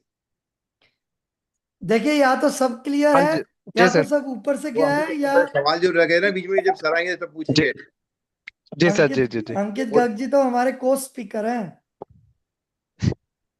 सर एक क्वेरीज थी हमारे शुरू में ना, तो वो आपसे थोड़ा सा क्लैरिटी चाहिए थी उन चीज़ों पे। बताइए ना। एक सर हमारा पहला क्वेश्चन तो ये था सर, अभी जो 22 तारीख से चेंजेस आए हैं होटल रेंट के ऊपर, जहाँ पे 7,500 से नीचे रूम रेंट है, तो वहाँ पे उन्होंने 12% से 5% कर दिया विदाउट आईटीसी।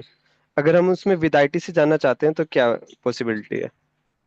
देखिए, अब तो कोई ऑप्शन है ही नहीं ना आपके पास। देखिए, गवर्नमेंट हमेशा नोटिफाई करती है। क्या विद आईटीसी का जी कोई रेट नोटिफाई हुआ है अंकित जी? नहीं, वो हुआ नहीं क्योंकि उसमें जैसे उस पे होता है ना सर, रेस्टोरेंट वगैरह पे, तो उसमें भी उन्होंने कहा है कि 5% विदाउट आईटीसी। तो वहाँ पे लेकिन क्लैरिटी है कि हम अगर आईटीसी लें तो 18% है। तो तो यहाँ पे कुछ इसमें तो कोई क्लैरिटी क्लैरिटी कुछ इस नहीं तरीके। है। तो इसमें तो आपको विदाउट, देखिए जैसे रियल एस्टेट सेक्टर था, जब गवर्नमेंट ने 2019 में नोटिफिकेशन लाए थे, तो उन्होंने एक ही स्कीम दे दी थी, 5% विदाउट आईटीसी। तो अंकित ठीक। जी, जहां पर कहीं क्लैरिटी नहीं है, that means you don't have any option to go with ITC, that is only without ITC. तो सर इसमें हमें जो हमारी आईटीसी बैलेंस चल रही है तो उसको रिवर्स कैसे करें? नहीं, अभी तो उसको आप रिटेन कीजिए, no need to reverse it. अच्छा, रिवर्स ना करें सर। बट आगे के लिए जब आप करोगे तो विदाउट आईटीसी, मतलब आगे क्लेम ना करें, आगे आगे क्लेम क्लेम ना करें करके 22 रिवर्स कर सितंबर। लें। यस, जी जी, क्लेम करके रिवर्स आगे कर। के लिए तो 5% आउटपुट और आईटीसी को जी कर दीजिए रिवर्स। यस, जी, रिवर्स। ठीक ठीक। ठीक एक सर दूसरी क्वेरी हो रहा है है। सर। हाँ, बताइए। जो अभी तक हम फ्रेट और जीटीए पे आरसीएम में जमा करते थे, 5% जमा करके हम उसका आईटीसी क्लेम करते थे सर। तो क्या इसमें कोई ऐसा चेंजेस आया है कि अगर हम आरसीएम में जमा करेंगे तो जीटीए पे हमें 18% करना होगा और फ्रेट पे 5%, तभी हम आईटीसी क्लेम कर सकते हैं? नहीं नहीं, रिपीट करना, रिपीट कीजिए। जो अभी तक हम क्या करते थे, अगर कोई भी, चाहे वो जीटीए का है चाहे फ्रेट है, भाड़ा जो हम पे करते हैं उस पे आरसीएम हम 5% जमा करके आईटीसी क्लेम कर लेते थे। करेक्ट। तो अभी कुछ चेंज ऐसा भी आया है कि अगर जीटीए का कोई बिल्टी है तो उस पे हमें 18% जमा करके आरसीएम क्लेम करना होगा, और फ्रेट है तो 5%। नहीं, there is no inconsistency between the both the provisions. तो अभी भी 5% पे हम आरसीएम क्लेम, हाँ, ले सकते आईटीसी हैं, क्लेम कर सकते हैं बिल्कुल। कुछ, क्योंकि एक दो जगह क्वेरीज आई, लास्ट हमारी मीटिंग में भी आई थी, तब उन्होंने कुछ इस तरीके का कहा कि अगर आप आरसीएम जमा करेंगे तो वहाँ पे 18% करना होगा, अगर जीटीए है तो तभी आपको आईटीसी मिलेगा। नहीं, लेट मी कम बैक, अगर कुछ ऐसा है तो आई विल सी।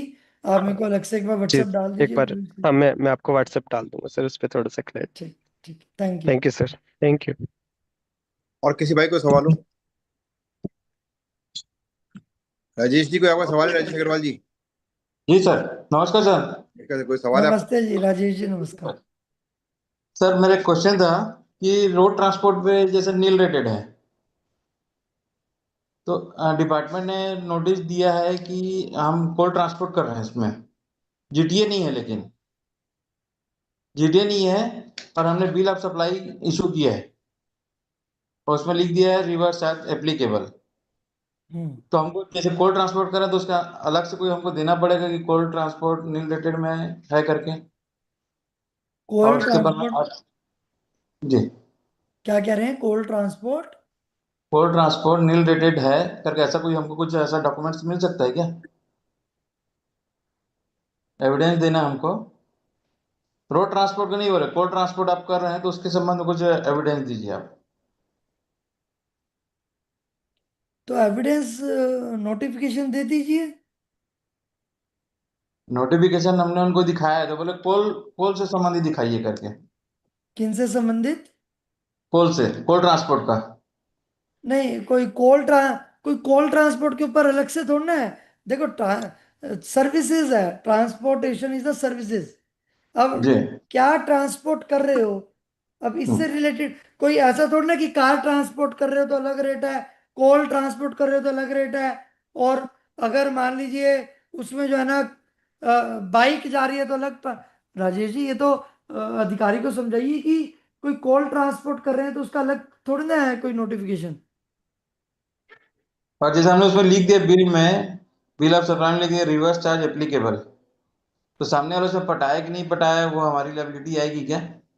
वो तो सामने वाले की लाइबिलिटी है, उसने आरसीएम पे किया नहीं किया, आपके ऊपर तो कोई लाइबिलिटी नहीं है उस चीज की। ओके, तो इस संबंध में कोई जजमेंट वगैरह कुछ ऐसा कुछ है सर एप्लीकेबल अगर वो? मैं आपको दे दूंगा, आप मेरे को व्हाट्सएप डाल दीजिए, जी मैं जी, आपको जजमेंट का दे नंबर नोट कर लीजिए आप। जी है, नोट कर लिया सर मैंने। सर से पर्सनली बात कर लीजिएगा फोन पे। कोई जी दिक्कत सर, नहीं है, मैं आपको दे दूँ। Thank you sir. Thank you so much. और किसी भाई को सवाल हो? सर आयरन में बता दीजिएगा मेरे को। हाँ जरूर। तो पृथ्वी हर्ष अशोक। जी, मेरे को एक बार निकलना भी है कहीं। हाँ बस सर एक बस वोट ऑफ थैंक्स करवा दें सर। पृथ्वी जी फटाफट ये वोट ऑफ थैंक्स कर। जी सर, जी sir, thank you sir, thank you everyone presented in the webinar. अब हमारे उपकाश के सफल 303 वेबिनार में के समापन सत्र में सभी का स्वागत करते हैं। सभी को धन्यवाद।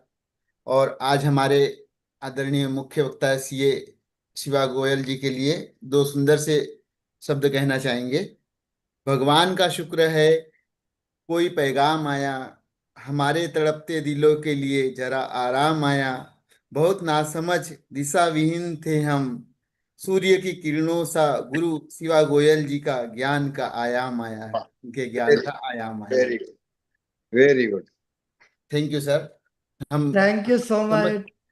मतलब हमारे आपने समस्त बहुत ज्यादा बोल दिया, मैंने अभी इतना ज्ञान दिया नहीं है।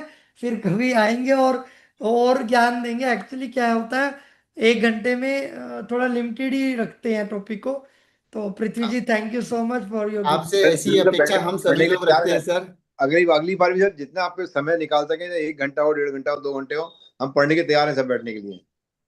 यही अपेक्षा आपसे भी रहेगी सर। Thank next you. बार जरूर आगे आगे प्लान करते हैं नवंबर में, तो आगे देखते हैं फिर। जी जी, हमारे वेबिनार के समस्त आदरणीय मित्रों की ओर से बहुत बहुत आपका आभार व्यक्त करते थैंक हैं। यू, शुक्रिया। जी, हम आपके लिए माता सरस्वती से प्रार्थना करते हैं सर, आप पर ऐसी कृपा बनाए रखें और आप हमारा यूं ही मार्गदर्शन करते रहें। समापन की कड़ी को पुनः हम सभी मित्रों के साथ आगे बढ़ाते हुए हमारे आदरणीय वक्ता अंकित गर्ग जी का भी बहुत बहुत आभार व्यक्त करते हैं, धन्यवाद उनको करते हैं। थैंक यू अंकित जी। पुनः कड़ी को आगे बढ़ाते हुए हमारे अजय अग्रवाल जी का भी सभी मित्रों की ओर से बहुत बहुत आभार, बहुत बहुत धन्यवाद उनको। वो भी हमारे लिए चिंतित रहकर नोटिफिकेशन जजमेंट वगैरह हमारे लिए वेबिनार पे उस पे हमारे पोर्टल उस पे ग्रुप में डालते हैं, सभी का ज्ञान अर्जन करते हैं। Thank you sir, thank you very much. समापन की कड़ी को पुनः आगे बढ़ाते हुए हमारे शैलेश विश्वकर्मा जी का भी सभी मित्रों की ओर से बहुत बहुत आभार, उनका धन्यवाद। Thank you Vishwakarma ji. हमारे आदरणीय संजय भटनागर जी का भी सभी मित्रों की ओर से आभार व्यक्त करते हैं। धन्यवाद सर, आपका बहुत बहुत आभार। समापन की संध्या कड़ी को पुनः आगे बढ़ाते हुए हमारे परम आदरणीय हर्ष शर्मा जी, जो हमारे लिए चिंतित रहकर यह वेबिनार हमेशा हर सप्ताह लाते हैं, हमारे सभी आदरणीय मित्रों का ज्ञान अर्जन करते हैं, यह ज्ञान की गंगा से हमें स्नान कराते हैं सर, पवित्र बनाते हैं। Thank you sir, thank you very much. हम सभी की ओर से आपका बहुत बहुत आभार, धन्यवाद सर आपका, थैंक यू। समापन की पुनः कड़ी में आगे बढ़ाते हुए हमारे वेबिनार में को सफल बनाने वाले सभी आदरणीय मित्रगण, मातृशक्ति अधिवक्ता मित्रों का सभी का आभार, सभी का धन्यवाद, बहुत बहुत आभार व्यक्त करना चाहेंगे, जिनने बहुत धैर्यपूर्वक हमारे आज के मुख्य वक्ता शिवा गोयल जी को सुना और अपने ज्ञान को अर्जित किया। हम सभी मित्रों का बहुत बहुत आभार व्यक्त करते हैं। धन्यवाद sir, thank you for everyone. और एंड में हम सभी से रिक्वेस्ट करते हैं, कृपया अपने स्थान पर राष्ट्रगान के लिए खड़े हो जाएं। राष्ट्रगान। जन गण मन अधिनायक जय हे भारत भाग्य विधाता। पंजाब सिंध गुजरात मराठा द्राविण उत्कल बंगा। विंध्य हिमाचल यमुना गंगा उच्छल जलधि तरंगा। तब शुभ नामे जागे तब शुभ आशीष मांगे। गाये तब जय गाथा जन गण मंगलदायक जय हे भारत भाग्य विधाता। जय हे जय हे जय हे जय जय जय जय हे। भारत माता की जय। Thank you very much everyone. अगले सप्ताह फिर 8 तारीख को फिर आप सबसे मुलाकात होगी। तक लिए आप सबको बहुत बहुत धन्यवाद।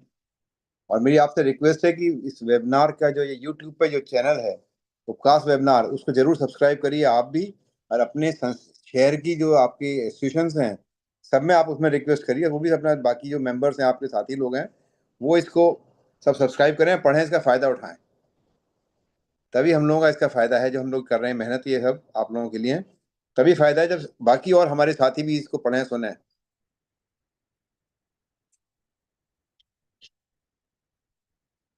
ठीक, गुड नाइट सर एवरीवन।